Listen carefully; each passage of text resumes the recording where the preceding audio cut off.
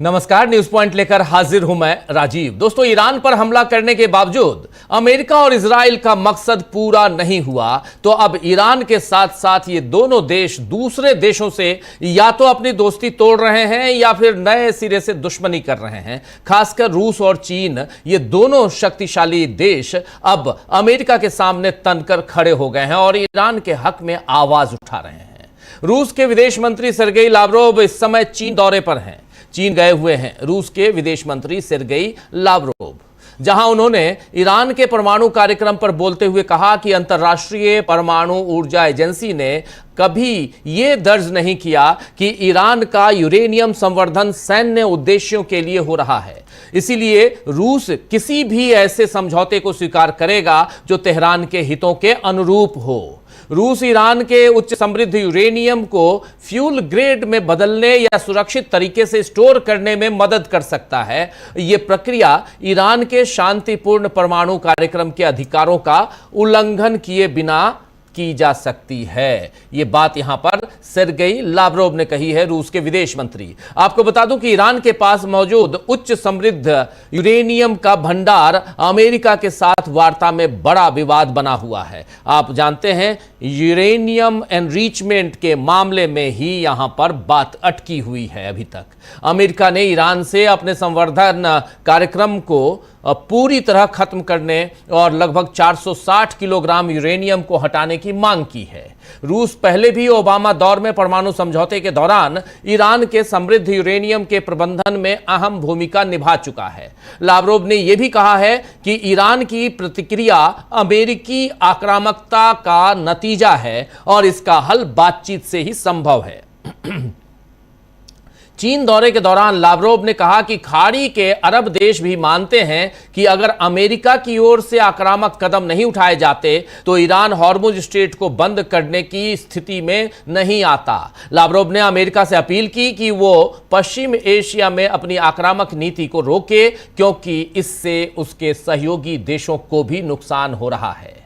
इधर चीन भी ईरान की किस तरह मदद कर रहा है, इसका बड़ा खुलासा फाइनेंशियल टाइम्स ने किया है। जी हां, अमेरिकी अखबार, ब्रिटिश अखबार फाइनेंशियल टाइम्स, मेनली ब्रिटिश अखबार कह सकते हैं, फाइनेंशियल टाइम्स ने इसका खुलासा किया है। एफटी यानी फाइनेंशियल टाइम्स की रिपोर्ट में कहा गया है कि अमेरिकी ठिकानों को निशाना बनाने के लिए ईरान ने एक चीनी जासूसी सैटेलाइट इस्तेमाल किया, जिसे उसने 2024 में गुपचुप तरीके से खरीदा था। ईरानी सेना के लीक हुए दस्तावेजों का हवाला देते हुए रिपोर्ट में कहा गया है कि TEE-01B सैटेलाइट, जिसे चीनी कंपनी अर्थ आई कंपनी ने बनाया है और लॉन्च किया था, उसे इस्लामिक रिवॉल्यूशनरी गार्ड कोर की एरोस्पेस फोर्स ने 2024 के आखिर में चीन से अंतरिक्ष में लॉन्च किए जाने के बाद हासिल किया था। अखबार ने टाइम स्टैम्प्ड कोऑर्डिनेट लिस्ट यानी सैटेलाइट तस्वीरों और ऑर्बिटल विश्लेषण का हवाला देते हुए बताया है कि ईरानी सैन्य कमांडरों ने सैटेलाइट को अमेरिका के प्रमुख सैन्य ठिकानों पर नजर रखने का निर्देश दिया था। हालांकि चीन ने इन आरोपों को खारिज करते हुए इसे भ्रामक बताया है। फाइनेंशियल टाइम्स की रिपोर्ट है ये। वहीं अमेरिकी राष्ट्रपति डोनाल्ड ट्रंप ने चेतावनी दी है कि अगर चीन ईरान को सैन्य सहायता देता है तो उसे गंभीर परिणामों का सामना करना पड़ सकता है। यह डोनाल्ड ट्रंप की चेतावनी है, धमकी है कि अगर चीन ईरान को सैन्य सहायता देता है तो उसे गंभीर परिणामों का सामना करना पड़ सकता है। वैसे चीन अमेरिका की हॉर्मुज पर नाकेबंदी को लेकर भी काफी नाराज है और यूरोप के देश भी अब अमेरिका को अलग थलग कर चुके हैं। यूरोप के देश हॉर्मुज की सुरक्षा के लिए एक नया समूह बनाने की योजना पर गुपचुप तरीके से काम कर रहे हैं और ट्रंप को इससे दूर रखने का ही प्लान है। अहम बात यह है कि इस योजना से जहां एक तरफ अमेरिका को दूर रखने की बात कही गई है, तो वहीं संकेत मिले हैं कि इसे लागू करने के लिए ईरान और ओमान जैसे क्षेत्रीय देशों के साथ तालमेल को भी जरूरी माना जा रहा है। फ्रांस के राष्ट्रपति इमैनुअल मैक्रों ने हाल ही में एक बयान में कहा है कि इस मिशन में वो देश शामिल नहीं होंगे जो इस संघर्ष का हिस्सा रहे हैं। उन्होंने जोर देकर कहा कि यह एक अंतर्राष्ट्रीय प्रयास होगा, कोशिश होगी जो जंग में शामिल पक्षों के साथ नहीं किया जा सकता। जो पक्ष जंग में शामिल हैं उनके साथ ये कोशिश नहीं की जा सकती, ये अलग से हम कोशिश कर रहे हैं। जर्मनी ने भी इसमें दिलचस्पी दिखाई है। अब इस योजना को लागू करने के लिए इस हफ्ते मैक्रो और ब्रिटेन के प्रधानमंत्री कीर स्टारमर कई देशों के साथ एक बैठक भी कर सकते हैं, जिसमें इस योजना पर चर्चा होगी। इस बैठक में अमेरिका को शामिल नहीं किया जाएगा, वहीं चीन और भारत को बुलावा भेजा जाएगा, ऐसी खबर भी है। इस योजना के 3 मुख्य उद्देश्य हैं। पहला उद्देश्य कि इस रास्ते में फंसे जहाजों को सुरक्षित निकालना, दूसरा कि समुद्र में बिछाई गई बारूदी सुरंगों को साफ करना, और तीसरा जंग के बाद भी जहाजों की सुरक्षा के लिए निगरानी और सुरक्षा व्यवस्था बनाए रखना। इसके अलावा योजना के तहत बारूदी सुरंगों को हटाना सबसे बड़ी चुनौती मानी जा रही है। यानी दुनिया में नए पावर सेंटर तैयार हो चुके हैं और इसमें ट्रंप और नेतन्याहू के लिए कोई जगह नहीं दिख रही है। इन बयानों से, इन बातों से आपको समझ में आ रही होगी। अमेरिका इससे पहले इतना अलग थलग कभी नहीं दिखाई दिया जितना ट्रंप ने उसे बना दिया है। ट्रंप ने जिस तरह पोप पर हमले किए, उसमें भी दुनिया के कैथोलिक ईसाई समुदाय में नाराजगी देखी जा रही है। इटली ने तो खुलकर ट्रंप से दूरी बना ली है, क्योंकि ईरान पर हमले के बाद ट्रंप ने जिस तरह पोप लियो द 14 पर हमला बोला, वो मेलोनी और इटली की संसद को बर्दाश्त नहीं हुआ और उन्होंने ट्रंप की आलोचना की, जिसमें विपक्ष ने उनका साथ दिया। वहीं अब ट्रंप ने कहा है कि अमेरिका और इटली के संबंध पहले जैसे नहीं रहे। फॉक्स न्यूज को दिए इंटरव्यू में ट्रंप ने कहा कि मेलोनी का रुख नकारात्मक रहा है। उन्होंने कहा कि जो देश ईरान मामले में अमेरिका का साथ नहीं देते, उनके साथ रिश्ते पहले जैसे नहीं रह सकते। ट्रंप ने नाटो की भी आलोचना की और कहा कि अगर सहयोगी देश अमेरिका का साथ नहीं देते तो इस पर सवाल उठता है कि अमेरिका इतना खर्च क्यों कर रहा है। ट्रंप ने कहा है कि ईरान से भी बड़े मुद्दों पर सहायता जरूरी है और सहयोग न मिलने पर संबंधों पर असर पड़ता है। ईरान से भी बड़े मुद्दों पर सहायता जरूरी है, ये कह रहे हैं ट्रंप यहां पर, और सहयोग न मिलने पर संबंधों पर असर पड़ता है। ये सारी बातें किसी चिढ़े हुए, कुढ़े हुए इंसान की जुबान को दिखा रही है, जो अपनी उम्मीदों को अपनी ही करनी से नाकाम होते देख रहा है, और वो इंसान है डोनाल्ड ट्रंप। ट्रंप और नेतन्याहू अपना और अपने देशों का ही नुकसान करवा रहे हैं, क्योंकि ईरान पर युद्ध थोपने, जंग थोपने के बाद पहले तो अमेरिका सीज फायर के लिए राजी हुआ, फिर इस्लामाबाद में शांति वार्ता के लिए आया, और इसके फेल होने के बाद ट्रंप अब फिर कह रहे हैं कि वो जल्दी ही फिर से ईरान से चर्चा शुरू कर सकते हैं। इधर ईरान के राष्ट्रपति मसूद पेजिशकियान ने कहा है कि उनका देश युद्ध नहीं बल्कि बातचीत चाहता है। उन्होंने साफ किया, स्पष्ट किया कि ईरान किसी भी टकराव का इच्छुक नहीं है और विवादों का समाधान संवाद के जरिए ही संभव है, यानी डायलॉग। इरना न्यूज एजेंसी के मुताबिक पेजिशकियान ने अमेरिका को चेतावनी दी कि वो ईरान पर अपनी शर्तें थोपने या उसे आत्मसमर्पण के लिए मजबूर करने की कोशिश न करे, क्योंकि ऐसा कोई भी प्रयास सफल नहीं होगा। ईरानी राष्ट्रपति ने हालिया हमलों पर भी सवाल उठाए। उन्होंने कहा है कि अंतर्राष्ट्रीय कानून और मानवीय सिद्धांतों के तहत नागरिकों, बच्चों, बुद्धिजीवियों, स्कूलों और अस्पतालों को निशाना बनाने का कोई औचित्य नहीं है। उन्होंने दोहराया कि ईरान शांति और संवाद के पक्ष में है, लेकिन अपनी संप्रभुता और सुरक्षा के साथ किसी तरह का समझौता नहीं करेगा। वहीं डॉक्टर मसूद पेजिशकियान ने अपने मित्र देशों को धन्यवाद भी दिया है। उन्होंने कहा कि जब दुनिया में मुश्किल और बड़े हालात बनते हैं, तब देशों की असली पहचान होती है। उन्होंने कहा कि स्पेन, चीन, रूस, तुर्की, इटली और मिस्र, ये नाम देख लीजिए गौर से, स्पेन, चीन, रूस, तुर्की, इटली और मिस्र, इसमें भारत नहीं दिखाई दे रहा है। ने जिस तरह इन देशों ने जिस तरह इजराइल के खिलाफ रुख लिया है, वो उनकी पुरानी सोच और इतिहास को दिखलाता है।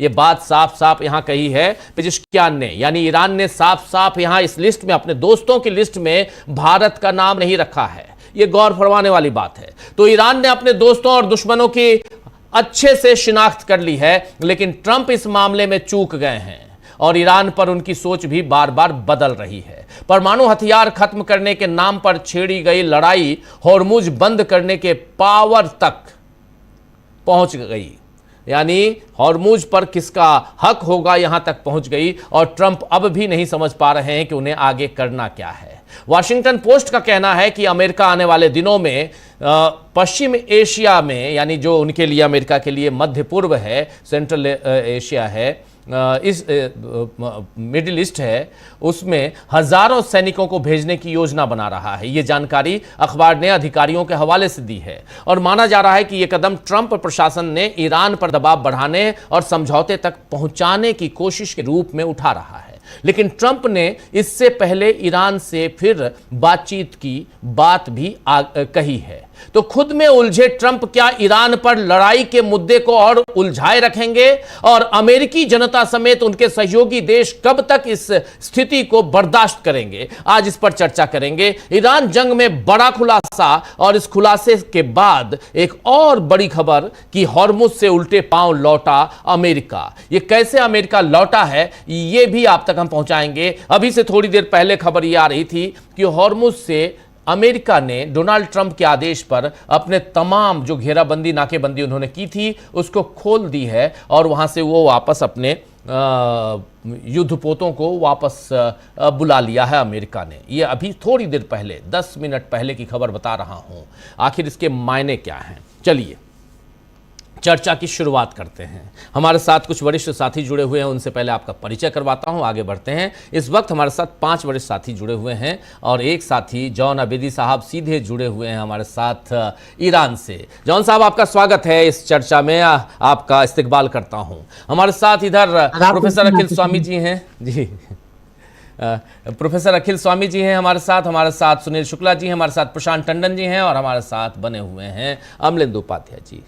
अमलेंदु जी हमारे साथ जुड़े हुए हैं। आप तमाम साथियों, आप सबका स्वागत है, इस्तकबाल है और स्वागत इस्तकबाल आप तमाम दोस्त साथी शुभचिंतक आप सबका, जो अब तक जुड़ चुके हैं उनका भी, जो जुड़ने वाले हैं उनका भी। अबेदी साहब, आपके पास ही सीधा आना चाहता हूं, जरा समझना चाहता हूं कि आज के हालात क्या हैं, हॉर्मुज में क्या खबरें आ रही हैं। हॉर्मुज से बहुत सारी खबरें हम तक जो आ रही हैं, हमसे बेहतर आपके पास आ रही होंगी। कंट्रोल तो ईरान का ही है हॉर्मुज पे, इसलिए हमसे बेहतर तो आपके पास ही आएंगी खबरें। क्या है अभी और क्या चल रहा है? और अमेरिका और खासकर डोनाल्ड ट्रंप कह रहे हैं कि 2 दिनों में हम लोगों की बातचीत फिर से होने वाली है। क्या ऐसी खबर भी है?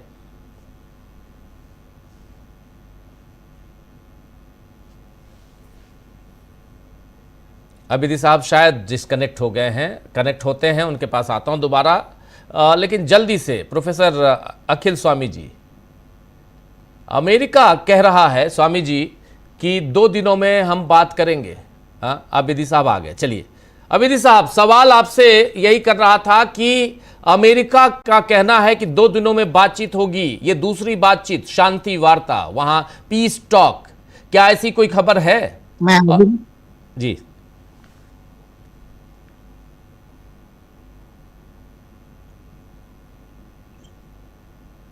अबेदी साहब की आवाज नहीं आ रही है शायद। जी बिस्मिल्लाह, मैं हाजिर हूँ। बिस्मिल्लाहिर्रहमानिर्रहीम। सबसे पहले तो मैं सलाम और आदाब करता हूँ अपने बुजुर्गों की खिदमत में, जो हमारे को पैनलिस्ट हैं और जो ज़्यादा तजुर्बेकार भी हैं हमसे, आपकी खिदमत में, और साथ साथ आपके चैनल के माध्यम से अपने देशवासियों की खिदमत में। जी, आपका सवाल बहुत ही इम्पोर्टेंट है कि क्या है, क्या चल रहा है। आपने खुद ही अपने जो क्या कहते हैं इंट्रो था, उसमें सारी चीज़ें तकरीबन आपने बयान कर दी हैं। कि सबसे पहली बात तो ये है कि ईरान का कब्जा अभी तक हॉर्मुज के ऊपर बना हुआ है। कल तक जो है 2 दिन तक इनका जो है ब्लॉकेड जो चला, उसमें इनको कोई अचीवमेंट नहीं मिला, कोई कामयाबी नहीं मिली, किसी शिप को ये रोक नहीं पाए। चीन के 3 जहाज और ईरान के 3 या 4 जहाज आए गए और इनके सामने से और इनकी नज़रों के सामने से आते रहे, जाते रहे। इनकी हिम्मत नहीं हुई उनको रोकने की। ये खाली एक तरह की धमकी थी। चीन का जहाज जब वहां से गुजरा है, इनके नेवल उसके क्या कहते हैं जो शिप्स थे उसके सामने से, तो इंटरेस्टिंग बात यह है कि वहां से वो हॉर्न बजाता हुआ गुजरा है कि हम जा रहे हैं, अगर रोक सकते हो तो रोक लो। तो ये तो है। मैं आपकी खिदमत में बताऊं कि दरहकीकत ये जो ट्रम्प की बातें आ रही हैं, ये ग्रेजुअली सरेंडर करने की तरफ जा रहे हैं। ये इन्होंने शुरू किया था कि हम हुकूमत तब्दील कर देंगे ईरान में, हुकूमत तब्दील नहीं कर पाए। उसके बाद इन्होंने जो है वो घंटों का, 48 घंटों का, फिर 10 घंटों का, फिर 5 घंटे का, इस तरह का इन्होंने टाइम देना शुरू किया और उसके बाद इसमें भी कामयाब नहीं हुए। फिर इन्होंने कहा कि ऐसा है कि हम खार्क आइलैंड के ऊपर कब्जा कर लेंगे और वहां पर अपने ट्रूप्स उतार लेंगे, नहीं उतार पाए। फिर उसके बाद इन्होंने कहा कि हम हुर्मुज के ऊपर हमला कर देंगे, वहां पर ये हमला नहीं कर पाए, कुछ भी नहीं कर पाए वहां पर। फिर इन्होंने कहा कि नेटो के साथ, कि नेटो आए, नेटो इनके साथ नहीं आया, कोई मुल्क के साथ नहीं आया। फिर इन्होंने कहा कि ऐसा है कि हुर्मुज से हमारा कोई लेना देना नहीं है, आप जो है वो जाइए खुद ही, जिसको तेल चाहिए वो तेल ले लीजिए। मैं यहाँ पर एक बात आपकी खिदमत में अर्ज करूं कि इन्होंने नेटो से कहा कि आपको तेल लेना हो, जाके आप खुद ही जो है वो हमला कीजिए और हुर्मुज को खुलवा लीजिए। नेटो या यूरोप के कुछ ममालिक ने कहा ठीक है, हमको लेना है तेल, तुमसे कोई मतलब नहीं है। तो तेल लेने की दो क्या तरीके से हम वो हुर्मुज से तेल ले सकते हैं, या हम लड़ाई करेंगे, झगड़ा करेंगे, हमला करेंगे वहां पर। तो इसमें रिस्क है, हमारे भी जो है मारे जाएंगे और ईरान के भी मारे जाएंगे, लिहाजा हम बातचीत के जरिए से करेंगे। $75 का जो है एक बैरल लेना है, हम $76 का ले लेंगे। ये अक्लमंदी का तकाजा भी है और इससे सुलह और सलामती भी बनी रहेगी। तो कुल मिला के उसके बाद इन्होंने अपनी आखिरी चाल ये चली कि यहाँ पर इन्होंने कहा कि हम नेवल ब्लॉकेट लगा देंगे, यहाँ से किसी जहाज को गुजरने नहीं देंगे। ईरान ने कहा ठीक है, इसके भी 3 सूरतें होंगी, 3 तरह के जहाज यहाँ से जाएंगे। इन्होंने कहा कि जो भी टैक्स ईरान को दे रहा है वो हमारे पास से अगर गुजरेगा, यहाँ से गुजरेगा, हम उसको रोकेंगे और जाने नहीं देंगे। तो ईरान ने कहा ठीक है भाई, आप जो करना हो कर लीजिए। यहाँ पे 3 सूरतें होंगी, या वो जहाज जाएंगे जो आपके दुश्मन है, तो आप उनको रोक लीजिए, चाइना और रशिया को आप नहीं रोक सकते हैं, या वो जहाज जाएंगे जो आपके दोस्त हैं, तो आप जानिए और आपके दोस्त जाने। तीसरी बात यहाँ पर यह है कि तीसरे वो जहाज गुजरेंगे जिन्होंने टैक्स नहीं दिया है। अब जिन्होंने टैक्स नहीं दिया है, आपने कहा है कि हम उन्हीं को रोकेंगे जिन्होंने टैक्स दिया है। तो तीनों ही सूरतों में ईरान जो है वो अपर हैंड नजर आया। आज अभी आपने कहा कि 10 में, हालांकि इस खबर की पुष्टि अभी हम नहीं कर पाए हैं क्योंकि हम फौरन आपकी खिदमत में आ गए कि इन्होंने कहा, कोई बईद नहीं है, कि कोई ऐसी बात नहीं है कि इन्होंने अपनी फौजों को और अपने नेवल जो शिप्स है इनको वहां से हटा लिया। इंपॉर्टेंट बात यहाँ पर यह है कि ये ग्रेजुअली जो ट्रंप है वो सरेंडर करता हुआ नजर आ रहा है, और अब जो एक्सपर्ट्स हैं वो ये कहते हुए नजर आ रहे हैं कि अब नया वर्ल्ड ऑर्डर आ गया है, और उस नए वर्ल्ड ऑर्डर में अमेरिका की दादागिरी खत्म होती हुई नजर आ रही है। अमेरिका जहां पर जो है वो अमेरिकी केंद्रित जो सारे फैसले लिए जाते थे, अब अमेरिका उस बीच में सेंटर पॉइंट नहीं होगा। अब यहाँ पर वो ममालिक के जिनके ऊपर अमेरिका की धौंस और दादागिरी थी, ईरान ने उसको खत्म किया है। अब ये ममालिक खुद आजादाना तौर पर अपना फैसला करेंगे, यहाँ तक कि चाहे वो वेस्ट एशिया हो, चाहे वो खाड़ी के देश हो, चाहे वो यूरोप हो। आप देख रहे हैं स्पेन को, कि स्पेन ने कितनी खूबसूरती के साथ पहले अमेरिका को इजाजत नहीं दी अपना स्पेस और अपनी जमीन इस्तेमाल करने की, उसके बाद उसने अमेरिका के साथ इस तरह के रिश्ते तोड़े, फिर उसके बाद उसने अपनी एम्बेसी ईरान में खोली, फिर उसके बाद वो चाइना के पास गया है न्यू ट्रेड डील करने के लिए। बहुत मुमकिन है कुछ दिनों के बाद चाइना आके अपने बेसेस आके कुछ बेस जो है वो बना ले स्पेन में। एक और बात जो ईरान ने जंग में की है कि जिसके ऊपर हमको तवज्जो देना जरूरी है, वो ये है कि पूरी दुनिया में अमेरिका के 800 बेसेस मौजूद हैं। वो 800 बेसेस ईरान की जंग से पहले तक अमेरिका की मजबूती और ताकत को दर्शाया करते थे, और अमेरिका की ताकत और मजबूती हुआ करते थे। लेकिन अब वही सारे बेसेस अमेरिका की कमजोरी बन गए हैं। कैसे कमजोरी बन गए हैं?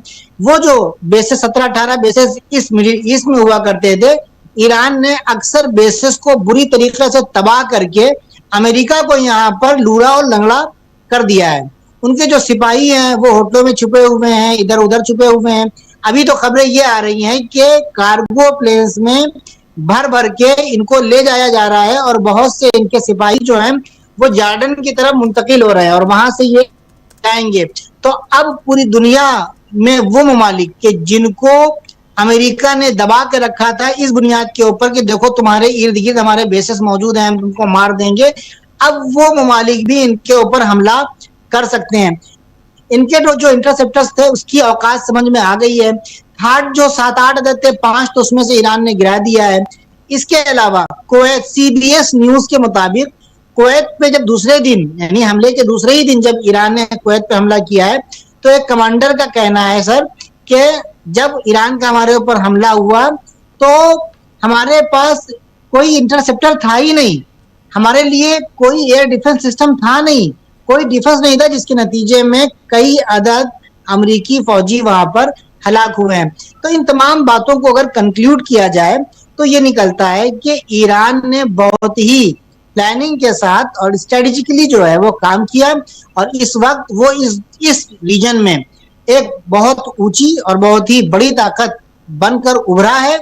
हाँ, उसकी ताकत में और अमेरिका की ताकत में फर्क बस ये है कि अमेरिका का जो निजाम है वो इम्पीरियलिस्ट या कॉलोनियलिज्म वाला निजाम है, और ईरान ने जो है वो आने के बाद कहा है कि हम ये जो काम कर रहे हैं यहाँ से, इन देशों को गुलामी से और इन देशों को मजबूरी से निकालने के लिए कर रहे हैं।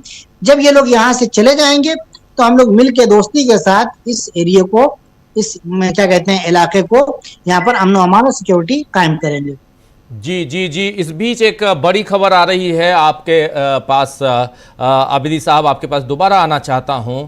ईरान के विदेश मंत्री के प्रवक्ता इस्माइल बगाई ने इस बात को कंफर्म किया है, पुष्टि की है कि एक उच्च स्तरीय पाकिस्तानी डेलीगेशन आज तेहरान का दौरा करने वाला है, तेहरान आ रहा है आज, और ताकि इस्लामाबाद में अमेरिका के साथ जो बातचीत हुई थी, जो फेल हो गई, उसको आगे बढ़ाया जाए। और इसमें कहा गया है कि इस दौरे के दौरान दोनों पक्षों के विचारों पर विस्तार से चर्चा होने की संभावना है।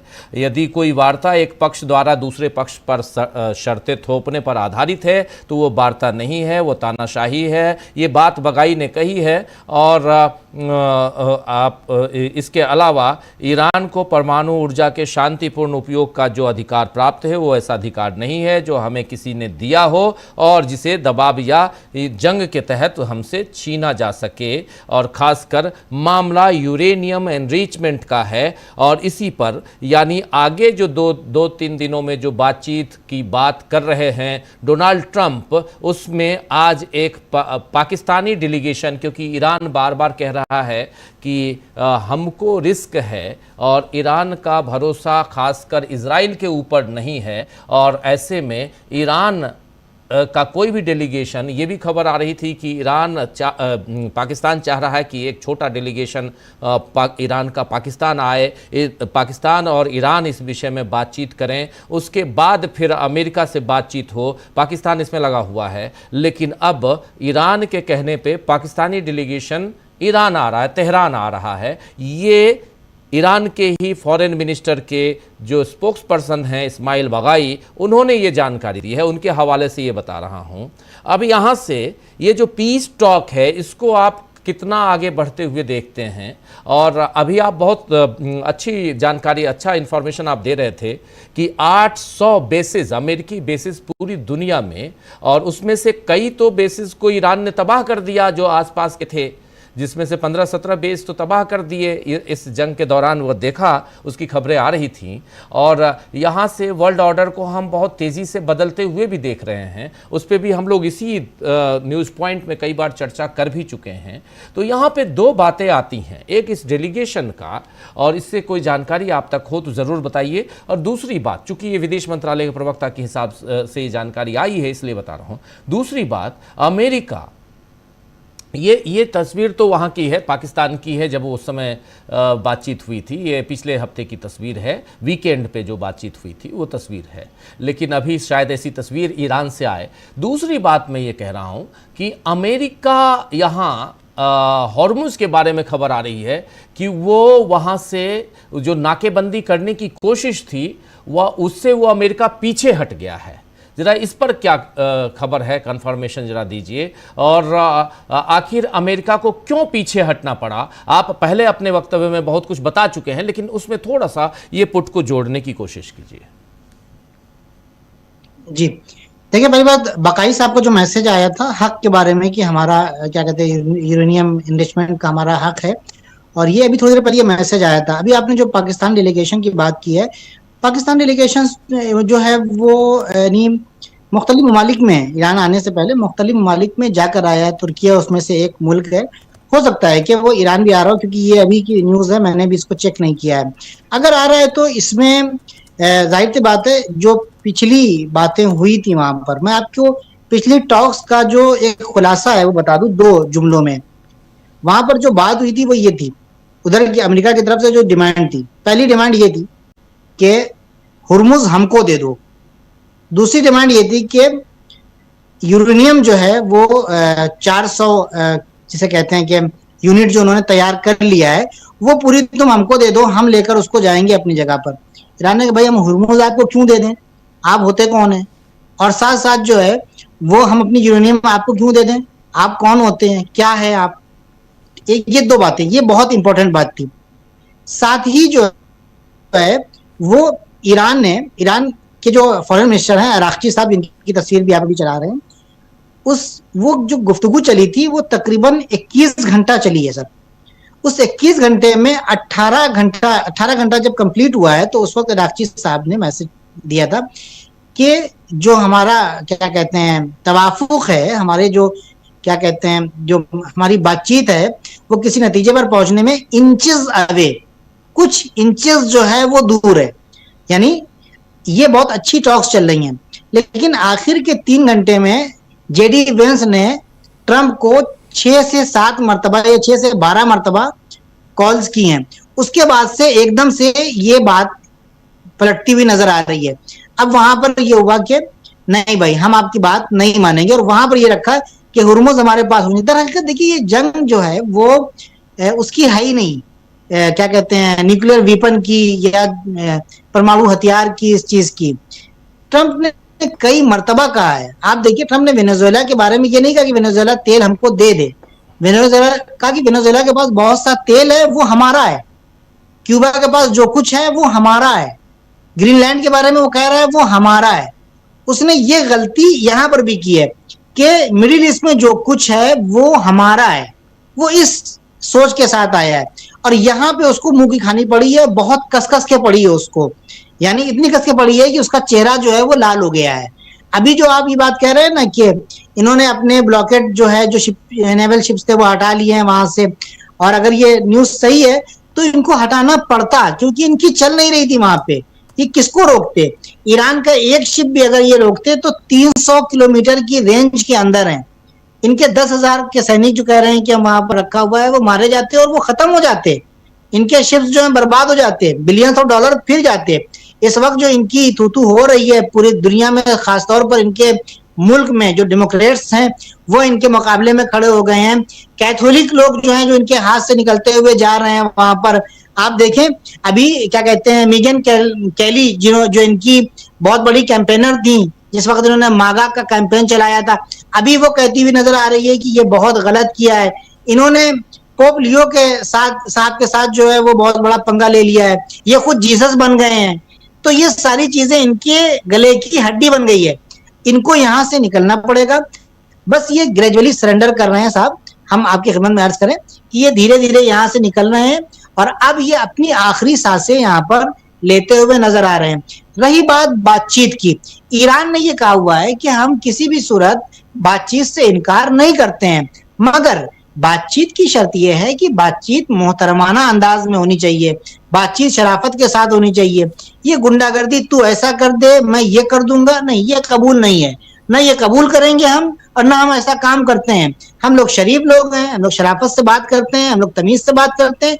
आप तमीज से आकर बात कीजिए, बातचीत के जरिए से मसले को हल कीजिए। पूरी दुनिया कह रही है कि हम बातचीत के ईरान और अमेरिका को बातचीत के जरिए से मसाइल को हल कर लेना चाहिए। ईरान ने इसी के साथ साथ स्टेट ऑफ हुर्मुज के सिलसिले में भी एक नरम रुख अपनाया हुआ है। आप देखिए वो नरम रुख क्या है, वो नरम रुख ये है कि वो ममालिक के जिनको शदीद जरूरत है और वो ईरान से खुली हुई दुश्मनी नहीं कर रहे हैं, ईरान अभी भी उनके लिए बहुत ही नरमी के साथ उनके शिप्स को, उनके तेलों को, उनके टैंकर्स जो गैस के टैंकर्स हैं उनको जाने दे रहा है। परसों की रिपोर्ट ये है कि फ्रांस का एक टैंकर फ्रांस का बगैर पैसा लिए हुए ईरान ने जाने दिया। इससे पहले हमारे मुल्क इंडिया का के टैंकर्स को जाने दिया है। इंडिया में ईरान के एम्बेसडर ने कहा है कि हमने उनसे कोई चार्ज नहीं किया है। फ्रांस का जो टैंकर गया है यहाँ से, उसमें यह बताया गया है कि उसके अंदर फर्टिलाइजर्स थे, और चूंकि इस वक्त फ्रांस में खेती हो रही है और वहां पर फर्टिलाइजर की जरूरत है, अगर अभी खेती में वो फर्टिलाइजर नहीं पहुंचता है तो फसलें नहीं होंगी, और आगे के लिए वहां पर जो लोग रह रहे हैं उनके लिए परेशानी होंगी। हम इस्लामिक तालीमात के तहत, जो इस्लामी वैल्यूज हैं उनके तहत और इंसानियत के तहत हम इसको छोड़ रहे हैं ताकि फ्रांस के लोगों को कोई मुश्किल ना हो। ये वही नरमी और ये वही स्ट्रेटेजी है जो ईरान ने अपनाई है, जिसकी वजह से आज पूरी दुनिया अमेरिका और इसराइल के मुखालिफ खड़ी हुई नजर आ रही है, चाहे वो यूरोप हो, चाहे वो अफ्रीका हो, चाहे वो एशिया हो, सिवाय एशिया खाड़ी के चंद देशों के अलावा। तो इसका मतलब ये हुआ कि और दूसरी तरफ अमेरिका और इसराइल अलग थलग होते हुए नजर आ रहे हैं। ये जो बार बार अभी फिर जो है एक ट्रंप का जो है एक ट्वीट आया है, वही फिर पुरानी घिसी पिटी बातें हैं कि हमने खराब कर दिया है, ये कर दिया है, वो कर दिया है। ये वही आखिर में जो गुब्बारे की हवा निकलती है और आखिर में जो हवा नहीं होती है, ये तकरीबन वो वाली हवा है कि वो निकल जाएगी तो फिर उसके बाद इनके पास कुछ बचेगा नहीं सर। जी जी बिल्कुल बिल्कुल, आप बने रहिए। एक कमेंट लेना चाहता हूं जरा जल्दी से। प्रोफेसर अखिल स्वामी जी, आपके पास आना चाहता हूं। जॉन आबेदी साहब हमारे पास हम सबके बीच मौजूद हैं ईरान से सीधे, और बहुत खुलकर अपनी बात रख रहे हैं। इस बीच खबरें स्वामी जी आ रही हैं कि पाकिस्तानी डेलीगेशन ईरान के रास्ते में है और रात तक वहां पहुंचने वाला है। इसके बाद ईरान और पाकिस्तानी डेलीगेशन के बीच बातचीत होगी, फिर वो बातचीत अमेरिका भेजी जाएगी और फिर अमेरिका और ईरान के बीच डायरेक्ट बातचीत होगी। ये सारी खबरें आ रही हैं इस डेलीगेशन की बात। लेकिन इधर ईरान, अमेरिका और अमेरिका में भी डोनाल्ड ट्रंप पिछले लगातार हम लोग देख रहे हैं, जिस दिन से बातचीत जो है बेपटरी हुई है उस दिन से देखिए डोनाल्ड ट्रंप किस ढंग से परेशान हैं। बौखलाहट उनकी साफ दिखाई दे रही है।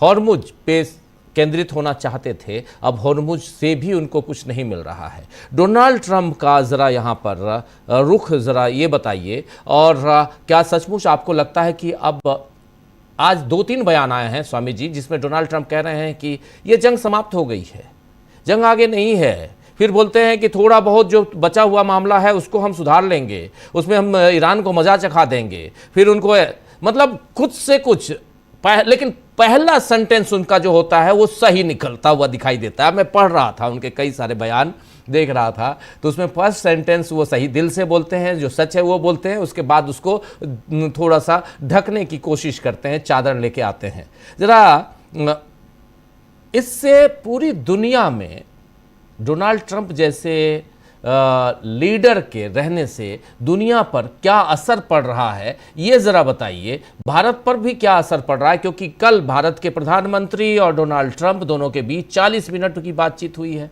आप हम सब अच्छे से जानते हैं, कल रात को फ़ोन आया था डोनाल्ड ट्रंप का मोदी जी के सामने, मोदी जी के पास। इस पर चर्चा जरा करें हम लोग स्वामी जी। देखिए राजू जी, मुझे ऐसा लगता है कि डोनाल्ड ट्रंप, आपने अगर कभी शतरंज खेला हो, देखिए शतरंज में आप अपनी चालें जब चलते हैं तो आपको यह भी ध्यान रखना पड़ता है कि आपका विपक्षी क्या चाल चल सकता है, और अगर ये चाल चलेगा तो आपका ये रक्षात्मक और एग्रेशन होगा। इस प्रकार से आप अंत में, और ये दोनों पार्टीज करती हैं। देखिए डोनाल्ड ट्रंप जो असल में शतरंज खेल रहे हैं वो पूरी तरह से ये सोचे बिना कि क्या तरकश के तीर चीन के पास हैं, क्या रूस के पास हैं, क्या ईरान के पास हैं, किस प्रकार से नेटो कंट्रीज उनसे कटते जा रहे हैं, ये अपनी तरफ से शतरंज की चाल चलते हैं। और उसके बाद जब इनका प्यादा पिट जाता है तो फिर अपना नया प्यादा आगे बढ़ा देते हैं, और ये मुगालता पूरे विश्व को देना चाहते हैं कि मैं बड़ी अच्छी तरह से शतरंज खेल रहा हूं। देखिए जो सूचना आपने दी राजीव जी, अगर ये सच है, और मानी बात है कि आप दे रहे हैं तो ये सच ही होगी, अगर अपनी घेराबंदी और नाकाबंदी को अमेरिका ने पीछे हटा लिया, अपने जितने भी वहां युद्धपोत थे उनको पीछे हटा लिया है, इसका मतलब एक बहुत बड़ी बिना सोचे समझे रणनीतिक भूल। आपको वहां अपने युद्धपोत भेजने की आवश्यकता क्या थी? आपको पता था, जैसे अभी ईरानी मित्र ने बताया, कि 3 विकल्प हैं और तीनों विकल्प में नुकसान अमेरिका का है। अमेरिका केवल अपने ही मित्रों पर अगर आक्रमण करना चाहता है तो करे, और यह बात बिल्कुल सही है कि अगर आप स्ट्रेटेजिक मैनेजमेंट के हिसाब से अपनी रणनीति बना रहे हैं तो आपको यह भी सोचना होगा कि अंत में ऐसा ना हो कि ये जो आपने किया है ये आपके ऊपर पड़ जाए। इसीलिए वो अपनी सेना को विड्रॉ कर रहा है। अगर ये सेना को विड्रॉ कर रहे हैं, देखिए विश्व शांति के लिए आवश्यकता क्या है। जैसे पहले भी एक बार मैंने कहा था कि अगर मान लीजिए आप अपनी कार को एक दिशा में लेके जा रहे हैं और आप देख रहे हैं कि सारी कारें दूसरी दिशा से, विपरीत दिशा से आ रही हैं, इसका मतलब यह है कि आप गलत डायरेक्शन में जा रहे हैं, आपसे कोई चूक हो गई है, 2 मिनट रुकिए और समझिए। जब सब लोग दूसरी दिशा से आ रहे हैं, तो क्या अमेरिका डोनाल्ड ट्रंप को यह बात समझ में नहीं आती कि अगर उनके पुराने सहयोगी और मित्र उनके खिलाफ खड़े हो गए? इटली को तो माना जाता था कि इटली तो अमेरिका का बहुत अच्छा मित्र है, लेकिन आज मेलोनी अगर इस प्रकार के स्टेटमेंट दे रही हैं और बड़े अच्छे स्टेटमेंट दे रही हैं जो विश्व शांति के लिए आवश्यक हैं, और जिस प्रकार से स्पेन कर रहे हैं, जिस प्रकार से ब्रिटेन के स्टेटमेंट्स आ रहे हैं, इसका माने क्या डोनाल्ड ट्रंप को 2 मिनट रुक के ये नहीं सोचना चाहिए कि अगर उनके पुराने मित्र भी उनके खिलाफ खड़े हो रहे हैं, इसका माने वो ऐसी गलती कर रहे हैं जो अमेरिका के लिए बहुत ज्यादा दुखदायी होगी। अच्छा, अब ये भी बात जाननी बहुत ज्यादा आवश्यक है राजीव जी, जो हम लोगों को पता चला कि मोदी जी की 45 मिनट डोनाल्ड ट्रंप साहब से बात हुई है, तो मैं तो ये भी जानना चाहूंगा कि राष्ट्रीय हित में, क्योंकि हमारे देश की जनता 145 करोड़ जनता, जो विश्व के किसी भी देश में सबसे ज्यादा जनसंख्या है, जिसका एक महत्व है, क्योंकि हम एक कंजम्पशन इकोनॉमी है और वर्ल्ड के लिए हम एक बहुत ज्यादा अट्रैक्टिव प्लेस हैं, जो कि एक विदेशियों को और यूरोपियंस को भी यहाँ पे अपने सामग्री को बेचने के लिए और अपनी इंडस्ट्रीज को लगाने के लिए और एफपीआई करने के लिए बहुत अच्छी जगह है। हमें यह जानना होगा, हमें यह जानना चाहिए, देश की जनता को जानने का अधिकार है कि डोनाल्ड ट्रंप साहब से हमारे माननीय मोदी जी की क्या बात हुई है, किस विषय पे बात हुई है। क्योंकि देखिए, ये बात आप जब भी चर्चा करते हैं, आप बाकी देशों का नाम लेते हैं, आप हमारे देश की जनता का समर्थन भी जो है आज के तारीख में, जो सत्य के साथ खड़ा हुआ है, जो धर्म के साथ खड़ा हुआ है, लेकिन हमारे देश की जो स्ट्रेटेजिक मूव है वो क्या है, हम देशवासी ये जानना चाहते हैं, भारतवासी ये जानना चाहते हैं कि हमारे देश का नेतृत्व क्या सोच रहा है। और इस नेतृत्व के मामले में हम ये नहीं चाहते कि अमेरिका हमको इस युद्ध में, जब वो अकेला पड़ गया है, जब देख रहा है कि रूस किस प्रकार के स्टेटमेंट दे रहा है, चीन किस प्रकार के स्टेटमेंट दे रहा है, नेटो ने उसका साथ छोड़ दिया है, वहां पे कहीं भारत को कहीं किसी प्रकार से डायरेक्टली इनडायरेक्टली इन्वॉल्व न करे, क्योंकि हम गांधी के देश हैं, हम बुद्ध के देश हैं, और हम ये मानते हैं कि ईरान सही रास्ते पे है। इसलिए समझौता होना चाहिए, यथाशीघ्र होना चाहिए। और ये जो हॉर्मुज से अपने युद्धपोतों को अमेरिका ने हटाया है, इसका माने उसने इंडिकेशन दे दिया है उससे बहुत बड़ी गलती हो गई थी और इसको सुधारने की आवश्यकता है। जितनी जल्दी समझौता हो जाए, हॉर्मुज पे ईरान का कंट्रोल रहे, जो उन्होंने यूरेनियम एनरिचमेंट के जो इंटरनेशनल नॉर्म्स हैं उसके हिसाब से जो उनका अधिकार है वो उनको मिले, और अमेरिका इस प्रकार की इजराइल के माध्यम से दादागिरी और ये कि हर क्षेत्र उनका है, इस पे रोक लगाए और विश्व में शांति स्थापित हो जाने दे, तब हमें बहुत ज्यादा खुशी होगी, क्योंकि यही विश्व शांति के लिए आवश्यक है। जी आबिदी साहब, जरा आपके पास फिर से आना चाहता हूं। आबिदी साहब, ये बताइए कि क्या यहाँ मामला सिर्फ और सिर्फ यूरेनियम एनरिचमेंट पर ही टिका हुआ है या रुका हुआ है, और बाकी चीजें यहाँ बिल्कुल क्लियर हैं? क्या खबर आ रही है?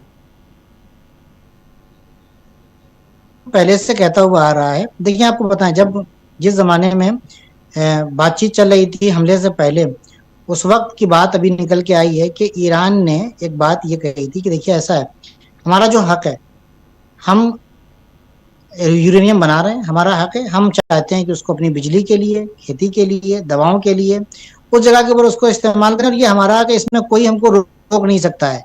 और कोई अगर हमसे कहे कि आप ना करिए तो हम ना करेंगे, ऐसा नहीं हो सकता है। रही बात ये कि आप कह रहे हैं कि हम हथियार बनाएंगे, उससे हम न्यूक्लियर वेपन बनाएंगे, बम बना लेंगे। तो ईरान ने यहां तक आके कहा कि देखिए ऐसा है कि सऊदी आ जाए और क्या कहते हैं अमेरिका आ जाए, और वो जो एटॉमिक पावर वाला जो क्या नाम है उसका, IAEA जो है वो आ जाए, उनके नुमाइंदे आ जाए, और आने के बाद वो आके देख लें, एक मर्तबा इंस्पेक्शन कर लें कि हम ये काम कर रहे हैं, बल्कि ये लोग, उनकी टीम आके नजारत करे। हम वेपन नहीं बनाएंगे, लेकिन ये कहिए कि हम यूरेनियम उठा के आपको दे दें, यानी यहां तक ईरान पहुंच गया, यहां तक ईरान ने आके ऑफर कर दिया। अब इससे बड़ी बात और क्या हो सकती है? आप ही बताइए कि ईरान आके कह रहा है, अमेरिका जैसे मुल्क कह रहा है कि आप आ सकते हैं, आके देख सकते हैं, और अगर आपको हमारे ऊपर यकीन नहीं है तो आप सऊदिया को ला सकते हैं साथ में, आप देखिए। तो ईरान की जो मंशा है, ईरान की जो नियत है, वो पहले से क्लियर है। शहीद सुप्रीम लीडर इमाम खामनेई ने फतवा दिया, फतवे की बहुत इंपॉर्टेंस होती है। दुनिया इधर से उधर हो जाए ना, अगर फतवा आ गया है तो फिर हम इधर उधर नहीं जाएंगे, हम फतवा ही मानेंगे। फतवा है वहां पर। फतवा ये है कि इस्लाम की तालीमात में ये बात है, इस्लाम ये कहता है कि कोई भी ऐसा काम नहीं करना चाहिए जो इंसानियत के लिए खतरनाक हो। इस तरह का बम इंसानियत के लिए खतरनाक है और हम कभी नहीं बनाएंगे। हमारा बम हमारे जवान है, हमारे साइंटिस्ट हैं, हमारी वो पढ़ी लिखी अवाम है। ये उनका स्टेटमेंट है, कई साल पहले का स्टेटमेंट है और कई बार वो ये बात कहते हुए आए हैं। तो अभी ये जो बम नहीं बनाया है, ये भी इंसानियत और इस्लाम की खातिर नहीं बनाया। ये जो हुर्मुज को में थोड़ा बहुत लचक नजर आ रही है, ये भी इनकी तालीमात के तहत, इस्लामी और इंसानी तालीमात के तहत नजर आ रही है।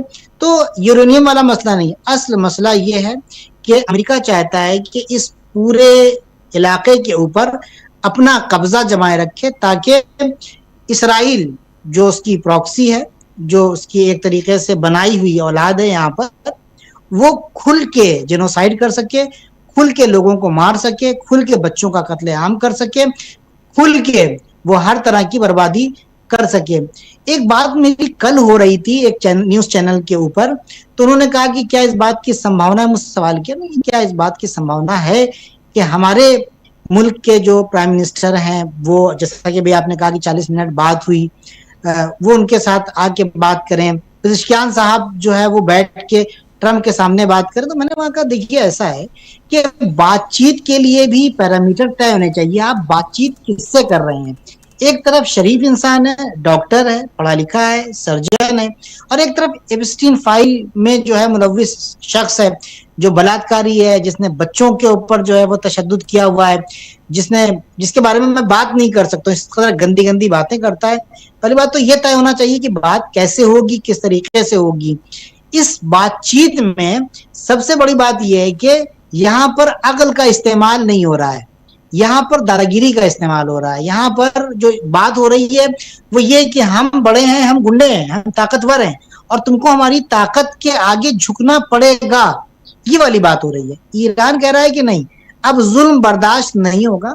47 साल तक हमने बातचीत की, हमने चाहा कि आराम आराम से बात करें, अपने मसले को हल करें, लेकिन सैंक्शन सख्तियां पे सख्तियां, मुश्किलात पे मुश्किलात। आप देखिए हुर्मुज के उस तरफ के जो ममालिक हैं, चाहे वो सऊदी अरबिया हो, चाहे वो ओमान हो, चाहे वो यूएई हो, चाहे जो भी हो, आप देखिए 47 साल तक कुवैत है, सब आराम से रह रहे हैं, सब आसाइश के साथ रह रहे हैं। लेकिन एक 90 मिलियन की आबादी वाला मुल्क, जिसकी जवान, जिसके लोग पढ़े लिखे हैं, जिसका लिटरेसी रेट जो है वो 90% तक है, जो अब मेहनत करके अपने पैरों पर खड़े हुए हैं, उनको जीने का अधिकार नहीं है। उनके पास दवाइयां नहीं पहुंच सकती हैं, उनके पास जो है वो खाने की चीजें नहीं पहुंच सकती हैं, उनके पास पार्ट्स नहीं पहुंच सकते हैं, उनका सामान नहीं खरीदा जा सकता है। ईरान ने कहा नहीं, अब जो है वो जस्टिस होगा, ताकत होगी मगर जस्टिस होगा। अब अगर हमारा तेल बिकेगा, अगर हमारा तेल नहीं बिकेगा तो किसी का तेल नहीं बिकेगा। अगर हम आराम से नहीं रहेंगे तो अमेरिका के जो अलाइज हैं वो भी आराम से नहीं रहेंगे। अब आप शराफत की जबान नहीं समझते हैं, पावर की जबान समझते हैं, हम पावर का इस्तेमाल करेंगे, लेकिन उस पावर में भी हम जस्टिस का ख्याल रखेंगे। जी जी, एक बात और बताइए कि जब वर्ल्ड ऑर्डर की बात हो रही थी और अभी भी हो रही है, इसमें ईरान के नज़रिए से हिंदुस्तान, हमारा देश कहाँ दिखाई देता है? और आज की तारीख में ये जब 40, 45, 50 दिन हो गए, तो क्या हिंदुस्तान ईरान के गुड बुक में है? सीधा सवाल कर रहा हूँ, मैं समझ रहा हूँ कि आप ईरान में बैठे हैं, थोड़ा सा मुश्किल होगा ये सवाल, इस सवाल का जवाब देना, लेकिन फिर भी मैं पूछ रहा हूँ आपसे। जी हाँ, मैं आपकी खिदमत में अर्ज करूँ। देखिए बहुत ही सामने की बात है, एक समझदार इंसान जब उसको किसी दूसरे से काम होता है, जब किसी दूसरे से उसकी गोटी फंसी हुई होती है, जब उसकी जरूरत उसको होती है, आप समझ रहे हैं मेरी बात जी, जब उसको जरूरत होती है तो उसके साथ वो उसी तरीके के ताल्लुकात बना के रखता है, उसी तरीके से वो रहता है कि जब हमारा काम निकलता रहे। हमने देश हित के बारे में नहीं सोचा, हम पड़ गए अमेरिका के इन्फ्लुएंस में और इसराइल की दोस्ती में। हम अपने देश की बात कर रहे हैं, ऑफिशियल्स की बात कर रहे हैं। ईरान में शुरुआत के दिनों में हिंदुस्तान को लेके बहुत ज्यादा गमो गुस्सा, यहां तक कि नफरत का आलम था। यहां तक कि वो जो लोग सड़कों के ऊपर रात में आते हैं मुल्क की हिमायत के लिए, वो इंडिया को बुरा भला कह रहे थे। हमारे मुल्क को, हमको बुरा लग रहा था, हमको बुरा लग रहा था। लेकिन फिर हमारे मुल्क की आवाम ने एक बहुत बड़ा कारनामा किया। वो बड़ा कारनामा यह था कि वो ईरान की मजलूम आवाम की हिमायत में खड़ी हुई। ईरान की मदद के लिए उन्होंने पैसे देना शुरू किए, सोना देना शुरू किया, अपनी प्रॉपर्टी तक देना शुरू की। उन्होंने ये सारी चीजें जो है वो, और ये कहा कि ईरान की आवाम के साथ हिंदुस्तान की आवाम खड़ी हुई है। कभी कभी ऐसा होता है कि हुक्काम देश की छवि खराब कर देते हैं, मगर वहां की अच्छी समझदार आवाम जो है वो देश की छवि को बचा लेती है। और उसके बाद ऐसा चेंज आया है, मैं आपकी खिदमत में अर्ज करूं सर, कि ऐसा चेंज आया है कि यहाँ पर रातों में, जैसे आप ये देख रहे हैं ना, इससे पहले भी मैंने आपकी खिदमत में अर्ज किया था कि ये जो आपने चलाया हुआ है यहाँ पर वीडियो, इसी तरीके से लोग रातों को निकलते हैं, वहां पर टेंट लगाते हैं, उस टेंट में खाना, चाय, खाने पीने की चीजें, मुख्तलिफ काम होते हैं। उसमें कुछ इंडियंस ने भी एक कैंप लगाया हुआ था और वो खाना बांट रहे थे, मैं वहां पर मौजूद था। मैंने एक वीडियो इंस्टाग्राम पर बनाई है। एक लेडी आई, उसने आने के बाद एक लेटर दिया। उस लेटर में ये लिखा हुआ था कि हमको शुरुआत के दिनों में हिंदुस्तान से नफरत हो गई थी, लेकिन हिंदुस्तान की आवाम ने ये बता दिया कि वो मजलूमों के साथ खड़े हैं। मैं हिंदुस्तान की आवाम का शुक्रिया अदा कर रही हूं और मुझे उनसे मोहब्बत है और अपनी मोहब्बत का मैं ऐलान कर रही हूं। मेरा सवाल का जवाब आप तक पहुंच गया, ठीक है सर। अब मैं यहाँ पर आपकी खिदमत में अर्ज करना चाहता हूं कि मुल्क कोई भी हो, देश कोई भी हो, हम 140 मिलियन की आवाम है। एक ऐसा मुल्क है कि जो दुनिया की सियासत में बहुत बड़ा किरदार अदा कर सकता है, बल्कि अदा करता है। हमको ये सोचना चाहिए कि हमारा फायदा कहां पर है, हमारे देशवासियों की जो हालत है वो कैसे बेहतर हो सकती है। अमेरिका के साथ और इसराइल के साथ ताल्लुक बनाकर, या ईरान और दूसरे देश की जहां से हमको आसानी के साथ हमारे मुल्क वालों के लिए गैस, तेल, खाद्य सामग्री, दूसरी चीजें आसानी से मिल सकती। ये अक्ल में आने वाली बात है। हुकूमत चलाने के लिए इतना सा सेंस होना बहुत जरूरी है।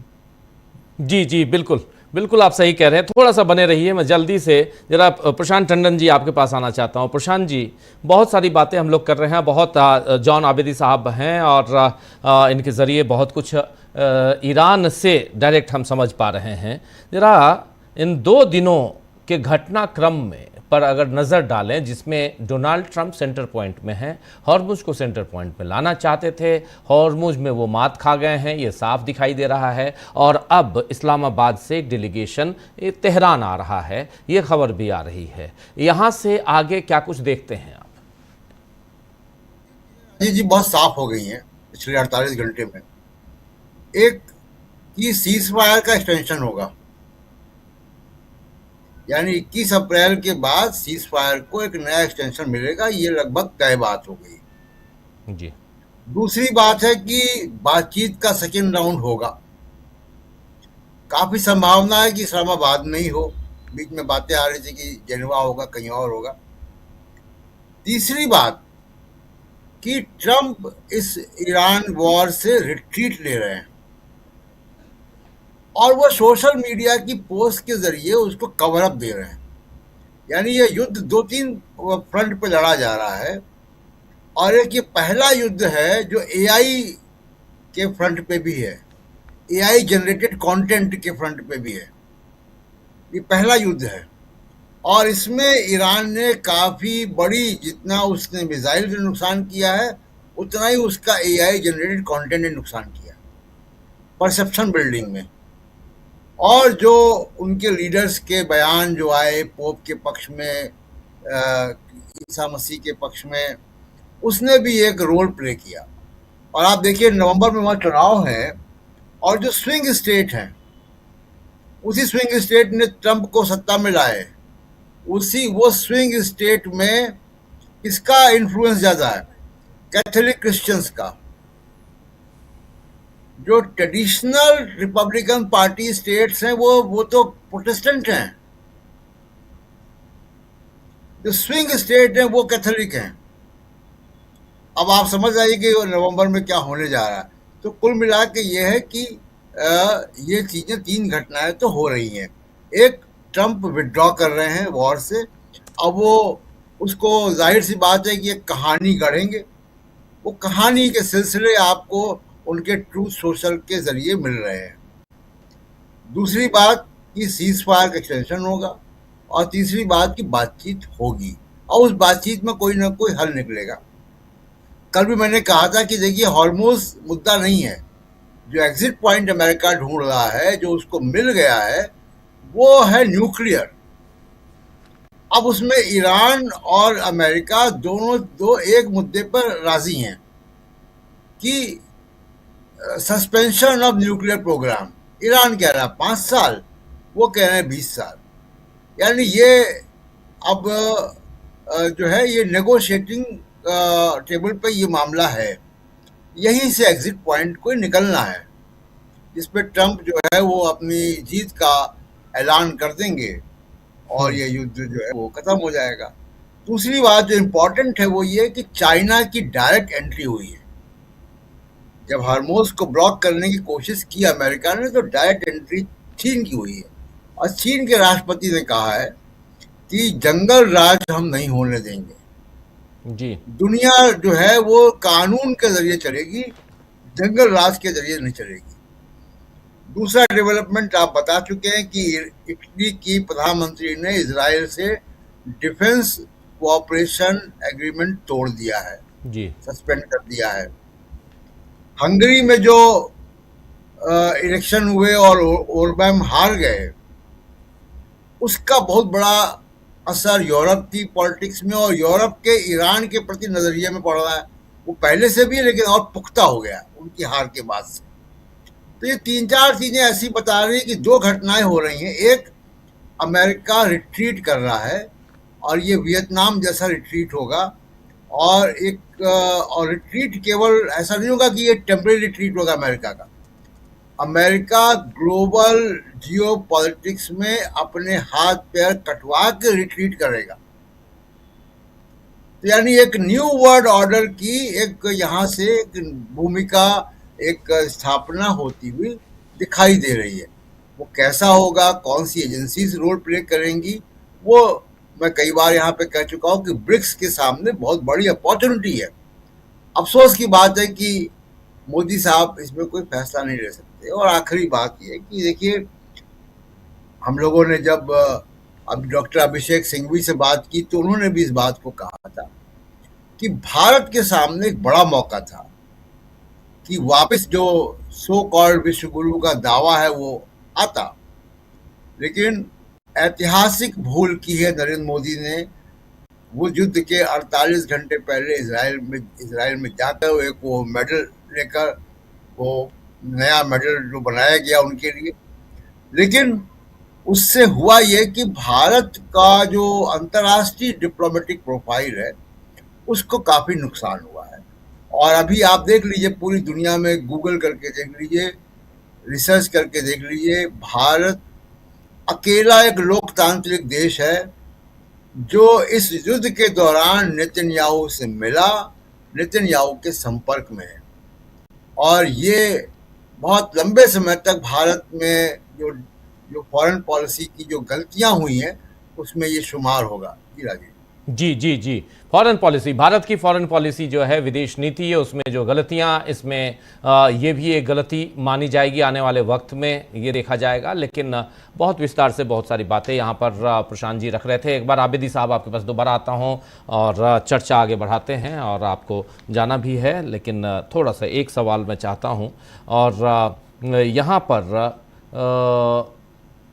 ईरान की जो सेना है, ईरानी सेना, उसका कहना है कि हॉर्मुज पे जो कुछ भी आपने अभी तक किया है कुल मिलाकर अमेरिका को ठीक ठाक धमकी दी गई है ईरान की तरफ से। और एक दूसरी बात मैं आपसे पूछना चाह रहा हूं कि जब से सीज़ फायर है उसके बाद से क्या किसी ढंग के किसी भी तरह से कोई मिसाइल, कोई बम्बार्डिंग या कुछ और ऐसी कोई घटना नज़र आई क्या ईरान में? और क्या ये बिल्कुल टोटली पूर्ण रूप से मतलब सीज़ फायर है ये माना जाए?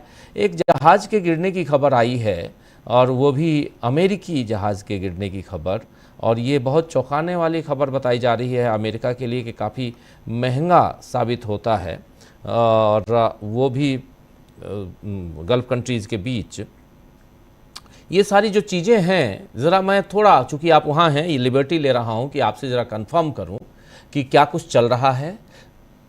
7 और 8 तारीख की जो दरमियानी रात सीज़ फायर की घोषणा हुई, उस दिन से लेकर अभी तक लेबनान को छोड़कर बेरूत में जो कुछ हुआ, इजराइल ने जो किया, नरसंहार किया, उसको छोड़कर ईरान में कोई ऐसी घटना घटी है क्या? एक बात। दूसरी बात, ईरानी जनता जो है, वहाँ की आवाम जो है, उसका रुख आज की तारीख में क्या है? क्या जैसे पहले रात को भीड़ इकट्ठा होती थी वैसे ही आज भी हो रही है, अभी भी हो रही है भीड़ इकट्ठा, या अब ये शांति की तरफ है? जी, बहुत अच्छा क्वेश्चन, आपने 2 क्वेश्चंस किए हैं। पहला क्वेश्चन ये है कि सीज़फायर के बाद क्या अमेरिका की तरफ से ईरान के ऊपर कोई अटैक हुआ? देखें, दूसरे दिन एक अटैक हुआ था, यहाँ का एक लावान एक द्वीप है ईरान का, लावान, वहाँ पर यूएई की तरफ से एक अटैक हुआ था और एक जहाज़ आया था। ईरान ने पहले कह दिया था कि ईरान का अभी भी स्टैंड यही, जिधर से आएगा उधर ही मारेंगे हम, और बुरी तरीके से मारेंगे। तो उसके बाद फिर फुजैरा पर ईरान ने अटैक किया था, और उसके बाद वहाँ पर एक रिफाइनरी थी, उसको इन्होंने डिस्ट्रॉय किया था। दूसरे दिन ये हुआ था। उसके बाद से लेकर अब तक कोई ऐसा अटैक नहीं हुआ है। ये जो आप खबर बता रहे हैं, ये भी खबर हमने देखी है अभी, लेकिन अनऑफिशियल जो सोर्सेज हैं वहां से आ रही हैं। ईरान ने इसकी पुष्टि नहीं की है। हालांकि जो है वो जो क्या कहते हैं, रूस के एक ऑफिशियल हैं, ज़रन वहाँ के फॉरेन मिनिस्टर हैं, उन्होंने ये कहा है कि बूशहर के ऊपर ये जो गतिविधियां देखी गई हैं अमेरिका की तरफ से और ये जो जहाज गिराया गया, हम छोड़ेंगे नहीं, क्योंकि वहां पर हमारे आदमी भी मौजूद हैं। ये बाहर के सोर्सेज से खबरें आ रही हैं, ईरान की तरफ से कोई ऐसी बात नहीं आई है। रही बात यहाँ की आवाम के सिलसिले में, वो ये है कि जिस दिन सीज़फायर का ऐलान हुआ था उस दिन हम लोगों को ये ऐसा लगा कि ये जो इतने लोग, पब्लिक आ रही है सड़क के ऊपर और ये अब खत्म हो जाएगा। खुद हम लोगों को भी ऐसा लग रहा था, क्योंकि 15 दिन 2 हफ्ते का सीज़फायर बहुत बड़ी चीज होती है, हमने नहीं हो रहा है तो पब्लिक क्यों आएगी रोड के ऊपर। लेकिन उसी एक रात पहले, चूंकि यहाँ पर शहीद सुप्रीम लीडर अयतुल्ला खामनेई साहब का यहाँ पर 40वां था। हमारे यहाँ 40 दिन जब हो जाते हैं तो उसकी एक इम्पोर्टेंस होती है, उसमें शोक के प्रोग्राम होते हैं, उसमें लोग जो है आते हैं, मजलिसें होती हैं, उसको हमारी टर्मिनोलॉजी मजलिस कहा जाता है। तो उस वक्त नए सुप्रीम लीडर अयतुल्ला मुश्तबा खामनेई का रात में ही ये पैगाम आया था कि जंग खत्म नहीं हुई है, जंग मैदान जंग से शिफ्ट हुई है कुर्सी की तरफ, मेज की तरफ। आप लोगों से गुजारिश है कि आप लोग सड़कों को खाली मत रखें, क्योंकि सड़कों पर आपका आना हमारी फौज के लिए, हमारे मुल्क के लिए ताकत और जज्बे और हौसले की वजह है। उसके बाद से रंजन जी, मैं आपकी खिदमत में अर्ज करूं कि पब्लिक 2 गुना हो गई है। जगह जगह फिर से जो कैंप है वो लगने लगे हैं, उनको मौकिफ कहते हैं, यहाँ की जबान में मौकिफ कहते हैं। और पॉइंट्स जो हैं, जो लोकेशंस हैं, वो बढ़ती जा रही हैं। हम जिस एरिया में रहते हैं वहां पर बिल्कुल सन्नाटा था, कोई नहीं था, हम लोग दूसरी जगह जाते थे। इस वक्त पूरी रोड के ऊपर 4 से 5 जगह के ऊपर लोग फिर से जमा होने शुरू हो गए, और ज्यादा जोश के साथ, और ज्यादा जज्बे के साथ। और जैसे जैसे ये टॉक्स हो रही हैं, इन टॉक्स के पॉइंट्स को लेकर वो बातें कर रहे हैं, वहां पे ऑफिशियल्स आते हैं, आने के बाद वो पूरी बातें करते हैं। असल मसला यहाँ पर यह है कि ऑफिशियल्स के साथ और पब्लिक के साथ बहुत गहरा राबिता है यहाँ पर। यहाँ ऐसा नहीं है कि नेताजी अलग बैठे हुए हैं, विधायक जी या क्या कहते हैं सांसद जी अलग बैठे हुए हैं और पब्लिक से उनका कोई लेना देना नहीं है। नहीं, ऑफिशियल्स जो बात भी हो रही है वो आके खुल के बता रहे हैं, आते हैं स्टेज के ऊपर, अलग अलग जगह के ऊपर, और आने के बाद कहते हैं कि ऐसा हुआ है, ऐसा हुआ है। मिस्टर रागची जो खुद क्या कहते हैं यहाँ के फॉरेन मिनिस्टर हैं, वो तेहरान में जो रैलियां हो रही हैं, वो तेहरान में जाने के बाद रैली में जाते हैं, सामने बारिश हो रही है, अभी 1 हफ्ता पहले की बात है, टॉक्स से 2-3 दिन पहले की बात है, वहां पे जाते हैं और जाने के बाद वो लोगों के सामने न्यूज रिपोर्टर जो है वो आता है, आने के बाद कहता है कि आप यहाँ क्यों आए हैं, आपको नहीं आना चाहिए था वहां। वो कहते हैं मैं यहाँ पे आया हूँ हौसला और जज्बा लेने के लिए। तो जब पब्लिक देख रही है ना कि हमारे जो ऑफिशियल्स हैं, हमारे जो हुक्काम हैं, वो हमारी तरह से हैं बिल्कुल, यानी वो हमारे बीच में आ रहे हैं, उनको जिस तरीके से हम खतरे में, वो अपने आप को खतरे में डाल रहे हैं, तो ये चीज अवाम के जज्बे को और ज्यादा बढ़ाती है। वो ट्रस्ट जो हुकूमत के ऊपर होना चाहिए उसको और ज्यादा बिल्डअप करती है, जिसके नतीजे में अवाम से जो बात मुतालबा हुकूमत करती है या प्रेसिडेंट करते हैं या सुप्रीम लीडर करते हैं, कहते हैं, अवाम उसको फौरन मानती है और उनकी बात के ऊपर अमल करती है। सुप्रीम लीडर ने कह दिया कि आपको सड़क पर रहना है, साफ साफ ऐलान हो गया, जब सुप्रीम लीडर कहेंगे कि अब आप सड़कें खाली कर दें तो उस वक्त हम घर वापस जाएंगे, ये उनका ऐलान है। जी जी, मतलब सड़कें और भर गई हैं, पहले से 2 गुना वहां पर संख्या में अगर देखा जाए तो वो पब्लिक इकट्ठा होने लगी। आकाश आप लोग यहाँ पर होते, हमारे बुजुर्ग जिनसे हमको बहुत कुछ सीखने को मिल रहा है, यहाँ पर जो मौजूद हैं, हमारे स्वामी जी हैं, टंडन जी हैं और दूसरे लोग जो हैं, मैं आपकी खिदमत में अर्ज करूं कि आपको यहाँ पे होना चाहिए। आप देखते तो उसका असल मजा आपको मिलता कि क्या जोश है, क्या खरोश है, क्या जज्बा है यहाँ के लोगों का। कोई जज्बा है कि जिसने अमेरिका को इस वक्त घुटने पे आने पर मजबूर किया है। मुझे इजाजत जल्दी दीजिए आएंगे, रंजन जी। हम जल्दी आएंगे देखने के लिए। जी तशरीफ लाए, मैं आपकी खिदमत में हाजिर हूँ। जी, क्योंकि अभी सारा सब कुछ बंद है, जैसे ओपन होता है हम हाजिर होंगे बिल्कुल। जी जी आप लोगों के साथ वहाँ देखने के लिए कि क्या चल रहा है इस जंग और जंग के बाद क्या कुछ हालात हैं, इसका जायज़ा लेने के लिए, इस पर ग्राउंड रिपोर्टिंग के लिए ज़रूर हमारी टीम वहाँ रहेगी ईरान में। बहुत बहुत शुक्रिया जॉन आबेदी साहब, आपने वक्त निकाला और बहुत खुल के विस्तार से आपने बातचीत अपनी रखी और ईरान का सूरत हाल आपने बताया। बहुत बहुत शुक्रिया आपका।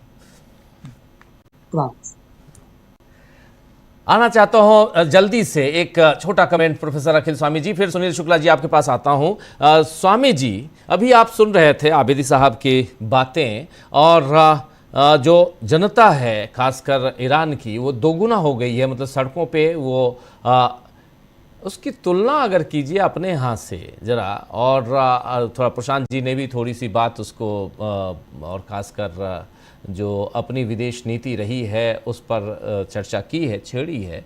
मैं आपसे भी चाहता हूँ कि क्या यहाँ से जब अभी शुरुआत में जब मैं अपनी बात रख रहा था तो कुछ मित्र देशों, ईरान के मित्र देशों का जिक्र आया था, भारत का जिक्र उसमें नहीं था।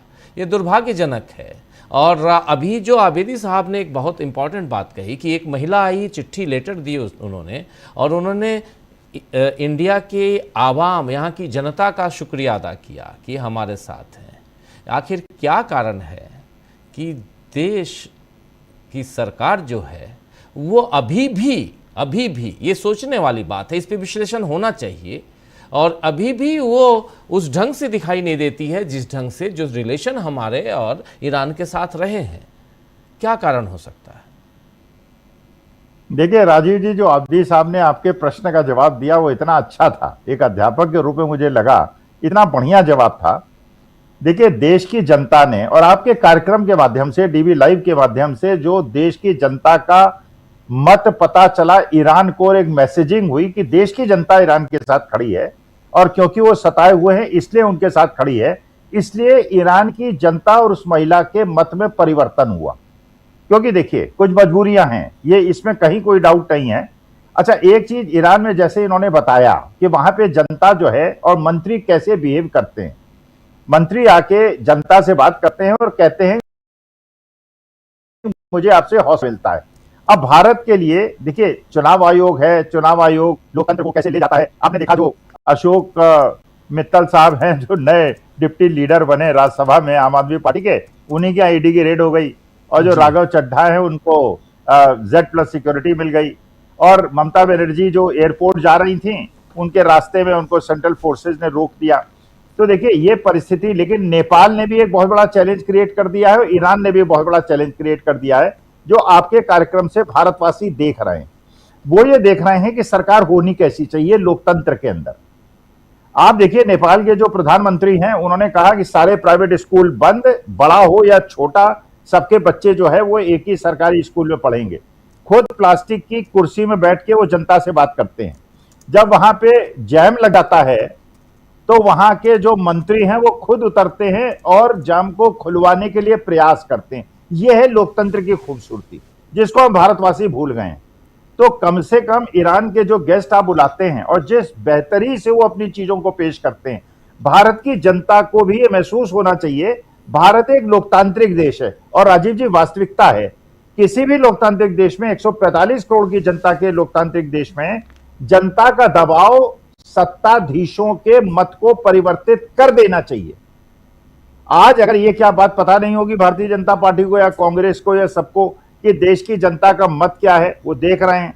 क्योंकि जहां भी उनको ये कन्फ्रंटेशन होता है, जो पुराने आर्मी जनरल्स जो हमेशा, एक दीपक बोरा साहब को छोड़ के बाकी जितने आर्मी जनरल्स हैं आज के तारीख में, वो बिल्कुल ईरान के साथ खड़े हैं और अमेरिका की और इजराइल की इस गुंडागर्दी का विरोध कर रहे हैं।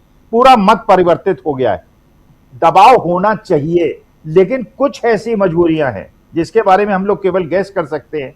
कुछ ऐसी मजबूरियां हैं कुछ इंडिविजुअल्स की, कुछ व्यक्तिगत लोगों की, कि जानते हुए कि देश की जनता उनके खिलाफ खड़ी है, वो ये मानती है कि इजराइल और अमेरिका ने एग्रेशन किया है, पूरे विश्व के अंदर गुंडागर्दी उन्होंने शुरू कर दी है। और ये भी हो सकता है किसी दिन वो भारतवर्ष के अंदर भी कहें कि यहाँ पे आप लोग काबिल नहीं है यहाँ पे चलाने के लिए, इसलिए इस देश को भी हम अपने वेनेजुला के टाइप अंदर में ले लेते हैं। तो ये कुछ कारण है, लेकिन देश की जनता ने और नेपाल ने और ईरान ने और इनके गेस्ट ने आके हम लोगों को बता दिया वास्तविकता में लोकतंत्र होना कैसा चाहिए। ये नहीं कि दिन में 4 बार अपनी ड्रेस बदलें, अपने मौके पे हजारों रुपए खर्च कर दें और 8,000 करोड़ के हवाई जहाज में घूमें, 12 करोड़ की गाड़ी में घूमें और जनता बेबलाल यहाँ नोएडा के अंदर, गाजियाबाद के अंदर, फरीदाबाद के अंदर, भिवाड़ी के अंदर 10,000 रुपए महीने में अपना खर्चा न चलाने के लिए अगर कोई आंदोलन चलाए तो उसमें पाकिस्तानी एंगल और नक्सलिज्म का एंगल ठूंस के उन पे फिर अत्याचार करे और इस प्रकार की कॉन्स्पिरेसी थ्योरी को आगे बढ़ाए। किसानों को भी कॉन्स्पिरेटर बता दें, अब जो श्रमिक हैं उनको भी कॉन्स्पिरेटर बता दें, जो आदिवासी हैं उनको भी कॉन्स्पिरेटर बता दें। ऐसे लोकतंत्र नहीं होता। लोकतंत्र के मामले में हमें ईरान और नेपाल से इन कार्यक्रमों के माध्यम से सीखने का मौका मिला है। जी जी जी, बिल्कुल बिल्कुल आप सही कह रहे हैं। यहाँ पर बहुत कुछ सीखने देखने का मौका मिला है और भारत की स्थितियाँ जो हैं वो कैसी हैं वो हम देख रहे हैं। कल से 3 दिनों तक लगातार बहुत ही शानदार घमासान, शानदार कह रहा हूँ इसलिए क्योंकि हम अब बुलाया हुआ घमासान है तो शानदार ही होगा। और संसद के अंदर आप देखेंगे, संसद में लोकसभा की सीटें 850 करने के लिए कल से घमासान होगा। अब देखते हैं आगे क्या होगा और कल से उस पर हम लगातार आपको लाइव दिखाएंगे, बताएंगे कि क्या चल रहा है संसद के अंदर। लोकसभा की सीटें अभी 543 हैं, 543 जो अब बढ़ाकर 850, फिर उसमें डिलिमिटेशन यानी परिसीमन की बात, महिला आरक्षण की बात, ये 3 महत्वपूर्ण बिंदु हैं जिस पे कल से हम लोग घमासान देखेंगे। और उस पर आज एक बैठक हो गई है, विपक्षी दलों की बैठक, और वो भी मल्लिकार्जुन खड़गे के यहाँ, और कल सुबह 10:30 बजे भी बैठक होनी है। ये सब कुछ हिंदुस्तान में, यानी हिंदुस्तान में एक नई जंग की तैयारी चल रही है और इन सब के बीच उधर जो जंग है उस जंग से क्या निकल के आ रहा है। चलिए आगे बढ़ते हैं और सुनील शुक्ला जी आपके पास आना चाहता हूँ। प्रोफेसर अखिल स्वामी जी, बहुत बहुत शुक्रिया आपका बेबाक टिप्पणी के लिए। और सुनील शुक्ला जी, ज़रा आपसे समझना चाहता हूँ कि क्या आपको लगता है, सुनील जी यहाँ बहुत महत्वपूर्ण बात हो जाती है, डोनाल्ड ट्रंप की परिस्थिति आकलन की जाए, एक इंसान, मैं उसमें डोनाल्ड ट्रंप का नाम जब लेता हूं तो उसी में आप बिन्यामिन नेतन्याहू को ऑटोमेटिकली जोड़ लीजिए। क्या एक इंसान यहाँ अपने कर्मों से वर्ल्ड ऑर्डर को चेंज करता हुआ नजर आता है जिसमें वो खुद नहीं है? धन्यवाद राजीव जी। डोनाल्ड ट्रंप को तो इस रूप में याद किया जाना चाहिए कि उन्होंने वर्ल्ड ऑर्डर को बदलने में बड़ी भूमिका अदा की। ईरान युद्ध के बाद अगर आप ट्रंप की नीतियों में हो रहे परिवर्तन को देखें तो ये साफ साफ झलकता है। ट्रंप ने 40 सालों तक ईरान के ऊपर आर्थिक प्रतिबंध लगा के रखे अमेरिका ने। ट्रंप वो शख्स हैं जिन्होंने उस प्रतिबंध के साथ तेल के व्यापार को छूट दे दी ईरान। यही ट्रंप हैं जिन्होंने रूस के साथ तेल व्यापार पर तमाम देशों के साथ प्रतिबंध लगाए। रूस के साथ तेल व्यापार करने वालों देशों के खिलाफ भारी भरकम टैरिफ लगाने की बात कही। इसी ट्रंप ने लोगों से कहा कि वह रूस से तेल खरीद सकते हैं। इस ट्रंप ने घोषणा की कि वह होर्मुज जलडबरू मध्य मार्ग का की नाकेबंदी करेंगे। और उन्होंने इसके पहले ये कहा था, जब ईरान ने जलडबरू मध्य को रोकने की बात कही थी, तो इन्होंने अपने सहयोगी देशों के साथ ये आह्वान किया था कि आप साहस दिखाइए और जाइए, होर्मुज से गुजरने का प्रयास कीजिए, हम आपकी सुरक्षा में के लिए प्रयास करते रहेंगे। कोई देश नहीं गया, किसी भी देश ने साहस नहीं किया। ठीक है, तमाम देशों ने कहा कि होर्मुज खुला रहना चाहिए और किसी तरह की सुरक्षा की स्थिति वहां नहीं हो, लेकिन कोई देश अपना मालवाहक पोत भेजा नहीं। उसके विपरीत इसी अमेरिका ने, इसी ट्रंप ने जब होर्मुज के नाकेबंदी की बात की तो चीन ने कहा कि हमारा जहाज तो जाएगा। न केवल कहा कि जाएगा बल्कि अपना जहाज लेके गया, सफलतापूर्वक वहां से अपने जहाज को लेके गया। और ट्रंप की हैसियत नहीं थी कि उस जहाज को रोक लेते, उस मालवाहक पोत को रोक लेते। यह भी जानने का प्रयास नहीं कर पाए कि वह उस पोत में है क्या। आप याद कीजिए कि और ये चीन ने यह साहस पहली बार नहीं दिखाया। जब ईरान के ऊपर अमेरिका के आर्थिक प्रतिबंध जारी रहे हैं, उस दौरान भी ईरान और चीन के बीच में तेल का व्यापार कभी ठप नहीं हुआ। चीन ने ईरान से तेल लेना बंद नहीं किया। चीन के साथ आर्थिक संबंध ईरान के बने रहे और तमाम तरह के सैनिक समझौते ईरान को चीन ने पहुंचाई। जी। इतना बड़ा घटनाक्रम बदलता चला गया। और आज अगर वो ट्रंप ये चेतावनी दे रहे हैं कि अगर चीन ने किसी तरह की सैनिक सहायता ईरान को पहुंचाई तो इसके अंजाम खराब हो। क्या अंजाम खराब कर लेंगे आप? क्या कर लेंगे उसका? चीन इसके बाद भी कुछ सुनने के लिए तैयार नहीं है। चीन पूरी तरह से ईरान के साथ खड़ा है, हर तरह की सहायता उसको उपलब्ध करा रहा है, हर तरह के सैनिक मदद उसको उपलब्ध करा रहा है, सैनिक साजो सामान भी उसको दे रहा है। रुका तो नहीं वो। आपने रूस के विदेश मंत्री का बयान सुनवाया जो यूरेनियम को लेकर के या परमाणु संवर्धन को लेकर के है। साफ साफ रूस ईरान के साथ खड़ा दिखाई पड़ता है। ट्रंप की इस मुद्दे पर एक भी बात रूस सुनने के लिए तैयार नहीं है। तो यह बदलता हुआ अगर वर्ल्ड ऑर्डर नहीं है तो और क्या है? वह ट्रंप, वह अमेरिका जिसकी एक बात पर तमाम देशों ने अपने अपने आर्थिक नीतियां बदल दी, जिसमें हम भी शामिल हैं, उस ट्रंप की एक बात को कोई सुनने के लिए तैयार नहीं है। और उसी ट्रंप ने अपने तमाम आर्थिक प्रतिबंधों को वापस लेने का निर्णय लिया, जिसमें ईरान के साथ तेल व्यापार भी शामिल है और रूस के साथ भी तेल व्यापार शामिल है, वेनेजुएला के साथ भी तेल व्यापार शामिल है। तो अगर आपने अपनी आर्थिक नीतियों को बदल दिया, आपके सहयोगी आपका साथ छोड़ के चले गए, अगर स्पेन और यूएई जैसे देश सीधे जाकर के चीन से बातचीत कर रहे हैं, तो इसका क्या संदेश है? इसमें कोई खुफिया बात नहीं रह गई। ट्रंप को इस बात का श्रेय दिया जाना चाहिए कि ट्रंप ने दुनिया में वर्ल्ड ऑर्डर को बदलने में एक बड़ी भूमिका अदा की और दुनिया के लोगों को यह एहसास हो गया कि अब अमेरिका के ऊपर आश्रित रहने से कोई फायदा नहीं है। न तो आपको आर्थिक लाभ होना है, न तो आपके पास ऐसे सैनिक साजो सामान मिल सकते हैं जो दुनिया में युद्ध के किसी भी स्थिति में आपको बचा सके। उस क्षेत्र में भी चीन ने अपना वर्चस्व स्थापित कर दिया। आज जो आईएमएफ ने चेतावनी दे दी, वो चेतावनी सामान्य थोड़े है। अगर वो अंतर्राष्ट्रीय मुद्रा कोष ये कह रहा है कि दुनिया का वैश्विक विकास दर गिरने की आशंका है जी, अगर वो कह रहा है कि दुनिया के तमाम देशों में महंगाई का बम फूटने वाला है, क्या है ये? क्या इस असर से ट्रंप अपने आप को बचा लेंगे? क्या इस असर से, इस वक्तव्य से ट्रंप के खिलाफ जो अमेरिका में प्रतिक्रिया होगी उसे वो बच निकलेंगे? उनके सहयोगी देश उनके साथ खड़े रहेंगे? संभव नहीं है। स्पेन का ईरान में अपना दूतावास खोल लेना, इटली का इजराइल के साथ अपने सुरक्षा संबंधों को खत्म कर देना या स्थगित कर देना, ये सामान्य घटनाक्रम है। ये बदलता हुआ वर्ल्ड ऑर्डर नहीं है तो और क्या है। ईरान ने इस वर्ल्ड ऑर्डर को बदलने में एक बड़ी भूमिका अदा की। जिस तरीके से, जिस साहस के साथ और जिस प्रतिबद्धता के साथ उसने इजराइल और अमेरिका का मुकाबला किया है, वह स्वागत योग्य है। ईरान कभी भी इनके ताकत को स्वीकार नहीं किया, पश्चिमी देशों के विस्तार को कभी स्वीकार नहीं किया, इजराइल को पश्चिमी देशों के द्वारा या अमेरिका के द्वारा दिए जा रहे सहयोग को उसे स्वीकार नहीं किया। इस बात को नहीं स्वीकार किया कि एक वृहद इजराइल की स्थापना की जानी चाहिए। पुरजोर विरोध करता रहा, उन तमाम ताकतों का समर्थन करता रहा, सहयोग देता रहा जो इजराइल के साथ लगातार संघर्ष कर रहा है, जो फिलिस्तीन की आज़ादी के लिए लड़ रहे हैं या लेबनान को बचाने के लिए लड़ रहे हैं, दे रहा है वो। उसे कभी नहीं स्वीकार किया और आज यह पूरी ताकत के साथ दे रहा है।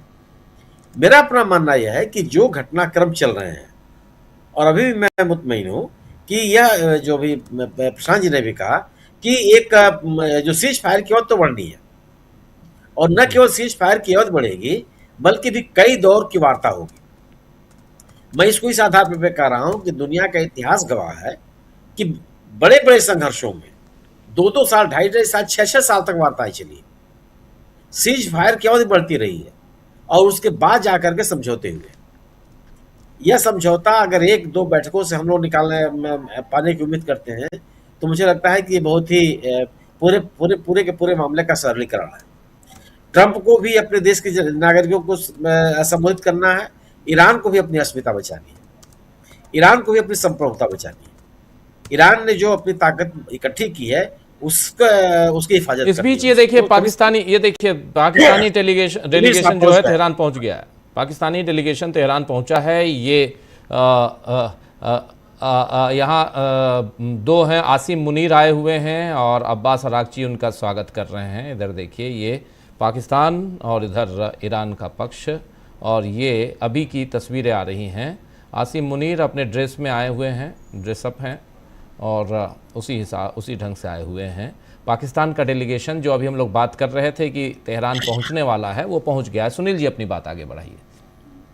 लेकिन ये दृश्य अच्छा नहीं है राजीव जी। सैनिक अधिकारियों का इस तरह की वार्ताओं में शामिल होना बहुत उचित नहीं है। यह जो मुनीर का बढ़ता हुआ कद है वह पूरे एशिया के लिए बहुत अच्छा नहीं है जी, अंतर्राष्ट्रीय जगत के लिए अच्छा नहीं है। ईरान तो अपने सैनिकों को लेकर नहीं जाता। ईरान के जो मुख्य वार्ताकार हैं वो तो वहां के संसद के अध्यक्ष हैं और वहां के विदेश मंत्री हैं। लेकिन जो स्थिति मुनीर को लेकर के बढ़ती चली जा रही है, मुनीर का स्वागत ट्रंप करता है, मुनीर वार्ताकार के रूप में ईरान जा रहा है, मुनीर जो वहां पहुंचने वाले, इस्लामाबाद में पहुंचने वाले प्रतिनिधि होते हैं, उनका अपने ड्रेस में जा करके हवाई अड्डे पर स्वागत करता है। यह अंतर्राष्ट्रीय डिप्लोमेसी के लिए शुभ संकेत नहीं है। सैनिक अधिकारियों का इस तरह से दखल नहीं होनी चाहिए। डिप्लोमेसी, शांति वार्ताएं डिप्लोमेट्स के लिए है, राजनीतिक लोगों के लिए है, जेडी वेंस के लिए है, पेजेस्कियान साहब के लिए है। ये सैन्य अधिकारियों के लिए नहीं है। और अगर आप अतीत में जाइए तो सैन्य अधिकारियों को शामिल करने की कोशिश तमाम देशों ने कभी नहीं की। न केवल अंतर्राष्ट्रीय मंच पर, जब विभिन्न देशों के आंतरिक संघर्ष हुए हैं, उन संघर्षों को भी समाप्त करने के लिए सेना को शामिल नहीं किया गया। केवल अगर आप श्रीलंका के नागरिक संघर्ष को छोड़ दीजिए तो एकमात्र उदाहरण मिलता है जहां सेना की दखलंदाजी बहुत थी, जब वहां सिंघलियों और तमिलों के बीच में एक बहुत बड़ा राष्ट्रीय संघर्ष छिड़ा हुआ था और तमाम दोनों पक्षों के समझौते के बाद भी कोई रास्ता नहीं निकल पाया, तो सेना ने सब हस्तक्षेप किया और उनके हस्तक्षेप के बाद वो संघर्ष खत्म हो पाया। वो अकेला उदाहरण है। आप याद कीजिए, हमारे देश के में एक बड़ा समझौता हुआ था 1965 की लड़ाई के बाद ताशकंद में जी। क्या उसमें सेना के अधिकारी गए थे? तत्कालीन प्रधानमंत्री ने समय दिया हुआ, लाल बहादुर शास्त्री वहां 5 दिन तक रुके रहे। दुर्भाग्य से उनका निधन हो गया। ये आज तक रहस्य बना हुआ है। तो यह जो दृश्य है, यह दृश्य चिंता पैदा करनी चाहिए उन तमाम देशों के लिए, उन देशों के नागरिकों के लिए जो लोकतंत्र में विश्वास करते हैं, जो इस बात में विश्वास करते हैं कि चुनी हुई सरकारें उनके प्रतिनिधियों के द्वारा सरकारों का संचालन होना चाहिए। सेना के ड्रेस में बैठने वाले और सेना के ड्रेस में विभिन्न गतिविधियों में शामिल होने वाले लोगों के हाथ में सत्ता नहीं रहनी चाहिए। यह आधुनिक विश्व ये इस तरह के दृश्यों का आदी नहीं हो। इस तरह की स्वीकृति बहुत बेहतर नहीं है। और मेरा अपना मानना है कि यह जो मुनीर की भूमिका बड़ी है उसमें भी ट्रंप की भूमिका है जी। ट्रंप ने जितना महत्व दिया है मुनीर को, इसके कारण से आगे आगे आप हवाई जहाज से उतरते हुए सबसे आगे वही दिखाई पड़ रहा है, जबकि वहां के जो विदेश मंत्री आ रहे हैं उनको होना चाहिए। तो यह भी एक अशुभ संकेत है जिसका कारण ट्रंप है। सेना की बढ़ती हुई दखलंदाजी ये दुनिया के पैमाने पर दुनिया की शांति के लिए जिसके लिए यह वार्ता आवश्यक है, जिसके लिए अमेरिका और ट्रंप ईरान के बीच में समझौता आवश्यक है, जिसके लिए इजराइल के ऊपर नियंत्रण आवश्यक है, उन सभी उन लक्ष्यों को पाने के लिए जरूरी है कि मुनीर जैसे लोगों की भूमिका को सीमित किया जाए जी। जो उनके पास दायित्व है वह दायित्व उनके देश के अंदर हो, वो बाहर नहीं होना चाहिए। दुनिया अंतर्राष्ट्रीय मंच पर इस तरह की उपस्थिति कहीं से भी स्वागत योग्य नहीं है, निंदनीय है, विरोध के योग्य है और किसी भी तरह से स्वीकार करने योग्य नहीं है। खैर, मेरा अपना मानना यह है, मैं पूरा आशा रखता हूं कि ईरान और अमेरिका के बीच में वार्ताओं के कई दौर चलेंगे। यह वार्ता इस्लामाबाद में ही होगी, यूरोप में वार्ता हो नहीं सकती क्योंकि ईरान के लोगों को यूरोप जाने में असुविधा है। तो ये इसीलिए इस्लामाबाद का कोई चुना गया और वो वार्ता होगी और कोई ना कोई समझौता निकलेगा और समझौता ईरान की शर्तों पर ही निकलेगा। अमेरिका अपनी कोई शर्त ईरान पे थोप नहीं पाएगा। जिस तरीके से ईरान की सेना, ईरान की सरकार को वहां का जनता का समर्थन है, वो एक उनकी बड़ी ताकत है। तो शर्तें तो ईरान की ही होगी। निश्चित रूप से भारत ने इस पूरे घटनाक्रम में अपनी भूमिका को गंवा दिया। यह सही है कि उन मित्र देशों में ईरान ने हमारा नाम नहीं लिया है, लेकिन शत्रु देशों में भी हमारा नाम नहीं लिया जी। शत्रु देशों की भी श्रेणी उसके पास एक है, उस श्रेणी में हम नहीं है। और अगर हम आज उस मित्र देशों की श्रेणी में नहीं है तो उसके लिए हमारी विदेश नीति जिम्मेदार है।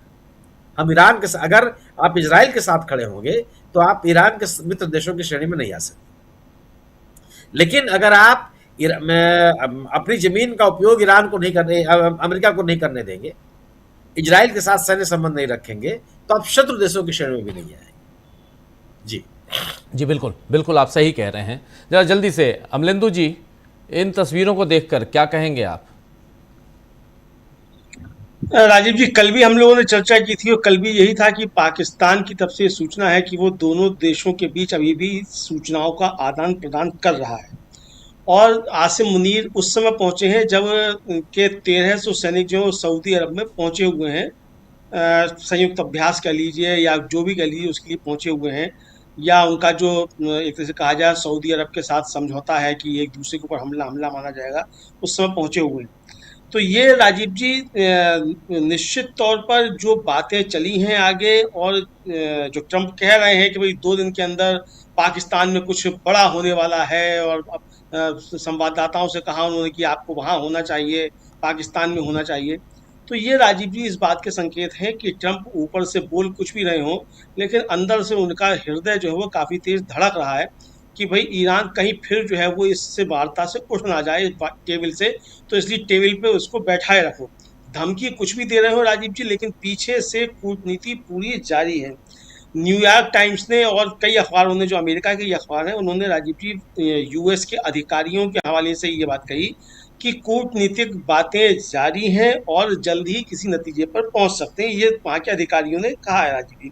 अब जाहिर सी बात है कि अगर अधिकारियों ने कहा है तो ट्रंप साहब जो है उस पर अगर वीटो लगा सकते हो तो वीटो लगाए, लेकिन अगर अधिकारी अखबारों से कह रहे हैं नाम ना छापने की शर्त पर, तो इसका मतलब कि अंदर कुछ ना कुछ बातें चल रही है। ट्रंप साहब ऊपर से खामखा जो है रौला बनाने की कोशिश कर रहे हैं, तो अपना करते हैं।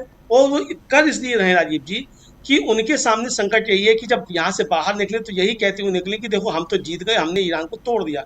जैसा कि उन्होंने कहा भी कि भाई कुछ भी हो, जब वार्ता चल रही थी उसी समय कहा कि हम जीत, मतलब वार्ता सफल हो या असफल हो, हम तो जीत गए हैं। और हमने उनकी सेना खत्म कर दी, और आज तो यहाँ तक कह बैठे दोस्तों कि वो नए लोग जो आए हैं वो बहुत अच्छे हैं और पुराने हमने कट्टरपंथी सब मार दिए। अरे भाई, पुराने कट्टरपंथी अगर आपने सब मार दिए और नए लोग बहुत अच्छे हैं, तो आप बात किससे कर रहे हैं? पुराने कट्टरपंथी तो जो है वो सैयद अब्बास अरागची, डॉक्टर मसूद पेजेशकिन दोनों मौजूद हैं, और बागेर गलीवाब वो भी मौजूद है, तो इनसे ही आपकी बातचीत हो रही है। तो नए किससे आपकी बातचीत हो रही है? लेकिन ट्रम्प साहब जो अपनी छोड़ते रहते हैं वो करते रहते हैं। लेकिन राजीव जी, ट्रम्प साहब के देश में काफी ज्यादा विरोध हो रहा है, और ट्रम्प साहब ये समझ रहे हैं कि ये काफी ज्यादा संकट ट्रम्प साहब के लिए बढ़ने वाला है। और जैसा कि प्रशांत जी ने भी कहा कि अब वो जो मिड टर्म पोल आ रहा है उसमें उनके लिए काफी ज्यादा संकट ट्रम्प के लिए बढ़ने वाले हैं, और जो उनकी कॉन्स्टेंसी है उसी में उसके लिए बढ़ रहा है। हिलेरी क्लिंटन, राजीव जी, उन्होंने MS नाउ, एक वहाँ का चैनल है, उसके साथ बातचीत में कहा, उन्होंने कहा कि भाई मुझे ये सुनकर बड़ा आश्चर्य हुआ कि ट्रम्प कह रहे हैं कि उन्हें किसी ने ये नहीं बताया कि ईरान हॉर्मुज स्ट्रेट बंद कर सकता है, जबकि मैंने जितने भी जो वार गेम्स थे उनमें हिस्सा लिया, हमको यही बताया जाता था कि ईरान सबसे पहले यही करेगा। तो कैसे आप इस युद्ध में कूद गए और आपको ये नहीं मालूम था कि वो हॉर्मुज स्ट्रेट बंद करेगा, और आपने अपने देश के लिए उसके इंतजाम नहीं किए, तो आपने ये युद्ध शुरू क्यों कर दिया? तो ये राजीव जी हिलेरी क्लिंटन कह रही हैं, तो ये सारी बातें वहां भी उठने लगी हैं कि भाई किस तरीके से आप नेतन्याहू के कहने पर आप इस जंग में कूद पड़े, और अब आप यहाँ से रास्ता ढूंढना चाह रहे हैं और रास्ता आपको नहीं मिल रहा है। जी। जाहिर सी बात है राजीव जी की आसिम मुनीर जो है वो ट्रम्प के बहुत दुलारे हैं, आंखों के तारे हैं, तो ट्रम्प का ही संदेश लेकर पहुंचे हैं आसिम मुनीर। शहबाज शरीफ का तो लेकर नहीं ही पहुंचे होंगे, क्योंकि शहबाज शरीफ से बड़े जो हैं इस समय आसिम मुनीर पाकिस्तान में हैं। और राजीव जी, ये जैसा शुक्ला जी कह रहे थे, वास्तव में ये दुर्भाग्य है, हमारा नहीं लेकिन पाकिस्तान का दुर्भाग्य है कि वहाँ का प्रधानमंत्री जो है वो आसिम मुनीर के सामने छोटा हो गया है, और ट्रम्प साहब भी जो है उसकी तारीफ कर रहे हैं। अब वो ठीक है, दुनिया के लिए खतरा हो कुछ भी हो, लेकिन एक तो बात माननी पड़ेगी कि आसिम मुनीर ने अपना कद बढ़ा लिया है, भले ही वो जाकर के फादरलैंड में जाके गले ना पड़ा हो किसी के, लेकिन यहाँ वाले तो फादरलैंड में जाके गले भी पड़ा है, उसके बाद भी कद नहीं बढ़ा।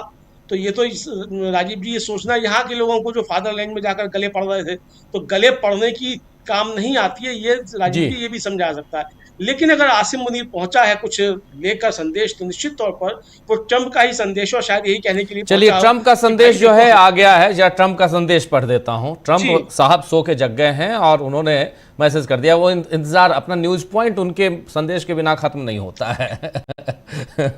तो ट्रम्प साहब ने लिखा है, देखिए, ट्रम्प साहब ने हमारी खबर पर मुहर लगा दी है। हम लोगों ने शुरुआत में कहा कि हॉर्मुज जल डमरू मध्य को अमेरिका ने खोल दिया है। अब लिख रहे हैं ट्रम्प साहब कि हॉर्मुज जल डमरू मध्य को स्थायी रूप से खोलने से चीन बहुत खुश है। हॉर्मुज जल डमरू मध्य को, हॉर्मुज, स्ट्रेट ऑफ हॉर्मुज को स्थायी रूप से खोलने से चीन बहुत खुश है। मैं ये उनके लिए और साथ ही दुनिया के लिए भी कर रहा हूं। ऐसी स्थिति दोबारा कभी नहीं आएगी। ये देख लीजिए, वो ईरान को हथियार न भेजने पर सहमत हो गए हैं। ये चीन के लिए कह रहे हैं। कुछ हफ्तों में जब मैं वहां रहूंगा, यानी चीन में रहूंगा, आप जानते हैं कि डोनाल्ड ट्रंप चीन जा रहे हैं 14 और 15 मई को। 14-15 मई को मैं दिन के एक प्रोग्राम में अगले हफ्ते कह दिया था, उसके लिए माफ़ी, जो साथी उस प्रोग्राम को देख रहे होंगे, क्योंकि पहले ये खबर आई थी, लेकिन वो अगले महीने के 14 और 15 तारीख को जा रहे हैं, चीन की यात्रा पर रहेंगे डोनाल्ड ट्रंप। तो ये कह रहे हैं कि मैं कुछ हफ्तों में वहाँ रहूँगा, वहाँ पहुँचूँगा तो राष्ट्रपति शी जिनपिंग मुझे गले लगाएंगे। हम मिलकर समझदारी से और बहुत अच्छे से काम कर रहे हैं। क्या ये लड़ाई से बेहतर नहीं है? लेकिन याद रखिए, अगर जरूरत पड़ी तो हम लड़ने में भी बहुत माहिर हैं, किसी और से कहीं बेहतर। राष्ट्रपति जी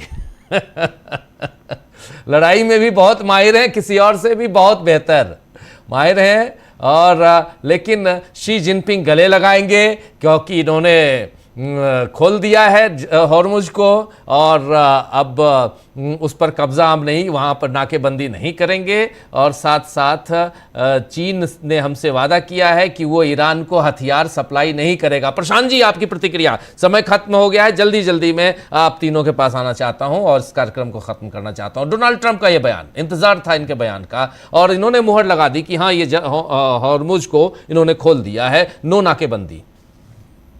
हाँ, खोल नहीं दिया, वहां से वापिस हुए हैं। जी जी जी, वही। हाँ, तो वो ट्रूथ सोशल से कवर अप करते हैं। सुनील जी कुछ बता रहे हैं। जी, सुनील जी कुछ बोल रहे हैं। सुनील जी। मैं केवल यही कह रहा था, कभी बंद नहीं कर पाए थे वो। हाँ बिल्कुल। हाँ, अब क्या जैसे बार-बार नहीं कवर अप जी। वही जैसे बार बार ट्रंप नहीं कहते हैं कि हम ईरान से बाहर निकलने वाले हैं। अरे आप घुसे कब थे कि बाहर निकलेंगे? वैसे यही है कि आपने हॉर्मुज बंद कब किया था? बिल्कुल बिल्कुल।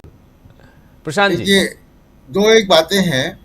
एक तो कि ट्रंप और नेतन्याहू का अभी भी एक जिसको कहें कि सी सॉ, कभी जब ट्रंप नरम होते हैं तो वो नेतन्याहू उनको चाबी देता है, तो नेतन्याहू से पिन छुड़ाना पड़ेगा उनको।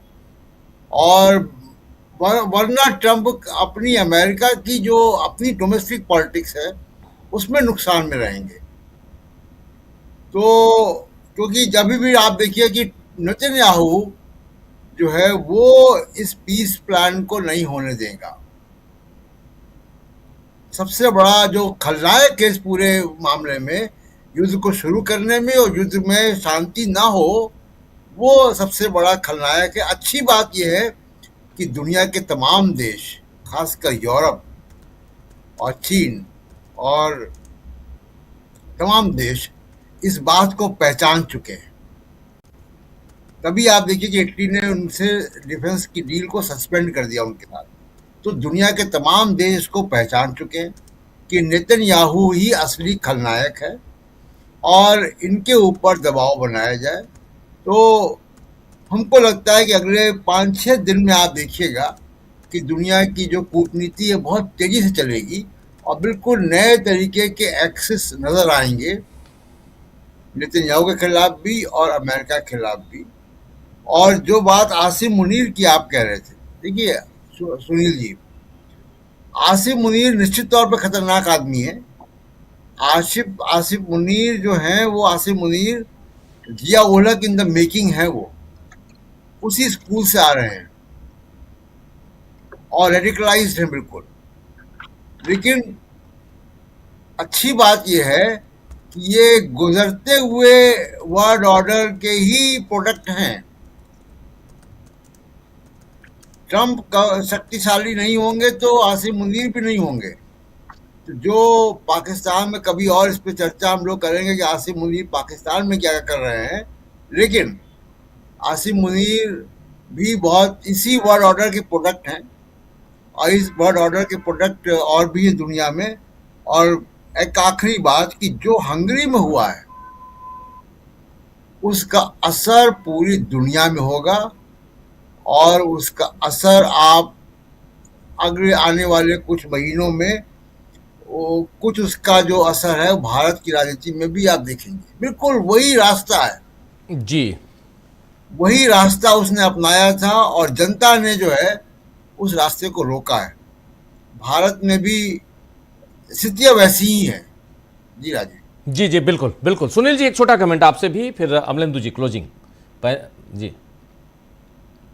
नहीं, ये जो ट्रंप कह रहे हैं कि अमेरिका बड़ी मजबूती से युद्ध लड़ता रहा, एक भी युद्ध का नाम ट्रंप साहब बता दे जो संगठित सेना से लड़े और जीत करके आए। जो जिन युद्धों में जीत का दावा करते हैं वहां पे सेना नाम की कोई चीज ही नहीं थी। वेनेजुएला में आप राष्ट्रपति को उठा लाए, आप कह दीजिए कि हम युद्ध जीत लिए। वियतनाम में जीत नहीं होते, 6 साल तक युद्ध चला, वियतनामियों की वजह से भागना पड़ा आपको। किसी दुनिया के इतिहास का कोई उदाहरण नहीं बता सकता अमेरिका जो किसी संगठित। आज ईरान के साथ स्थिति क्या हो गई? एक मजबूत सेना है, वो लड़ रही है, मजबूती के साथ लड़ रही है और 40 सालों से आर्थिक प्रतिबंधों के बावजूद अपने आप को लड़ाई के लिए तैयार रखा, कहीं पीछे मुड़ करके नहीं देखी। ऐसा देश जिसको तरह तरह के आरोप लगाए जाते रहे कि कैसा समाज है जो पूरा कट्टरपंथी है, धार्मिकता से उत्प्रोत है, प्रगतिशीलता उसमें कुछ है ही नहीं, पढ़ने लिखने से कोई मतलब नहीं, वैज्ञानिक सोच नहीं, तरह तरह की बातें बताई गई थी, वही लड़ रहा है। मेरा अपना ये मानना है कि चीन एक बड़ी ताकत के रूप में उभरा। चीन था भी, चीन चूंकि बहुत उसके अपने विस्तार के उसके अपने तरीके हैं। विभिन्न देशों में वह पैसा इन्वेस्ट करता है, जबरदस्त पैसा इन्वेस्ट करता है, बेहिसाब पैसा लगाता है। वो वहाँ के आधारभूत संरचनाओं के विकास में उसकी भूमिका होती है और धीरे धीरे वो अपना असर जमा लेता है। आप किसी भी ऐसे देश में आप जाइए जहाँ पे चीन की उपस्थिति हो और अन्य देशों की भी उपस्थिति हो, चीन की लोग सराहना करते हुए नजर आएंगे, केवल इसलिए उसका पैसा और उसका तकनीकी ताकत, उसकी आर्थिक ताकत, उसकी सैन्य ताकत। आज हम लोग बार बार कहते हैं कि आज की लड़ाई में चीन एक बहुत बड़ी ताकत है, और चीन जिस तरीके से ईरान ने अमेरिका का सामना किया, चीन एक बड़ी ताकत के रूप में उससे भी ईरान का सामना किया। अब याद उन्होंने ट्रंप ने टैरिफ की बात कही थी, चीन ने कहा कि आप टैरिफ लगाओगे हम भी लगाएंगे। दुनिया के तमाम देश उसको स्वीकार करते हुए दिखाई पड़े, चीन ने स्वीकार नहीं किया। आज भी जब प्रतिबंधों की बात की तो चीन ने स्वीकार नहीं किया। तो ये बदलता हुआ जो वर्ल्ड ऑर्डर है वो चीन के नेतृत्व में आगे आगे जा रहा है जी, और इसमें ट्रंप की स्थिति खराब हो रही है। बिल्कुल बिल्कुल बिल्कुल। अमलेंदु जी, अमेरिका और उसमें डोनाल्ड ट्रंप ये घोषणा करते हुए कि हम वहाँ से, ये हम लोगों ने शुरुआत में लिए उल्टे पांव, हॉर्मुज से उल्टे पांव लौटा अमेरिका, और उस पर मुहर लगाते हुए, और भले ठीक है वो कवर अप करेंगे, फेस सेविंग करेंगे, ये सारी चीज़ें होंगी। डोनाल्ड ट्रंप अब करें तो क्या करें, अपने आप को सुपर पावर कहते थे, लेकिन आज कहाँ हैं वर्ल्ड ऑर्डर में, वो दिखाई भी नहीं दे रहा अमेरिका कहाँ पे है। और ऐसे में ये ट्वीट क्या मायने रखता है उनका, ये मैसेज, ये पैगाम क्या मायने रखता है? छोटा कमेंट जल्दी से। राजीव जी, इसको अगर एक लाइन में कहा जाए तो लौट के ट्रंप घर को आए। लौट के बुद्धू घर जो को आए। कहावत जी, तो यही है, मतलब एक लाइन में कहा जाए तो मिर्जा गालिब साहब के शब्दों में, मिर्जा गालिब का शेर जो है, बड़े बेआबरू होकर तेरे कूचे से हम निकले, कूचे से हम निकले, तो यही ट्रंप साहब के साथ हुआ है, और ट्रंप साहब यही कर रहे हैं। और आखिरी में जो कह रहे हैं राजीव जी, अगर यही बात ट्रंप साहब शुरू में कह रही थी तो दिक्कत क्या थी? इतना अमेरिका का नुकसान कराने के बाद, 13 बेस बिल्कुल तबाह करने के बाद, अपने 30 जहाज गिरवाने के बाद, अब्राहम लिंकन और गैरी फोर्ड आज क्या फोर्ड था उसको तबाह करवाने के बाद, अगर ये कह रहे हैं कि क्या लड़ाई लड़ने से बेहतर नहीं है क्या बात करना और अच्छा करना, तो ये बात ट्रंप साहब को समझ में क्यों नहीं आई? 40वां कराने के बाद अमेरिका का क्यों उनको याद आ रही है राजीव जी? तो यह सवाल है। तो मैं इसीलिए 40वां कह रहा हूँ, क्योंकि 40 दिन के युद्ध के बाद ट्रंप साहब ने सीज फायर की घोषणा करवाई, और उसके बाद जब 40वां हो गया तब ये बात समझ में आ रही है कि युद्ध लड़ने से बेहतर है बात करना। और साहिर का जो राजीव जी वो नज्म है बहुत लंबी, और उसमें भी यही है कि जंग जो है आखिर क्या मसलों का हल देगी, जंग खुद एक मसला है।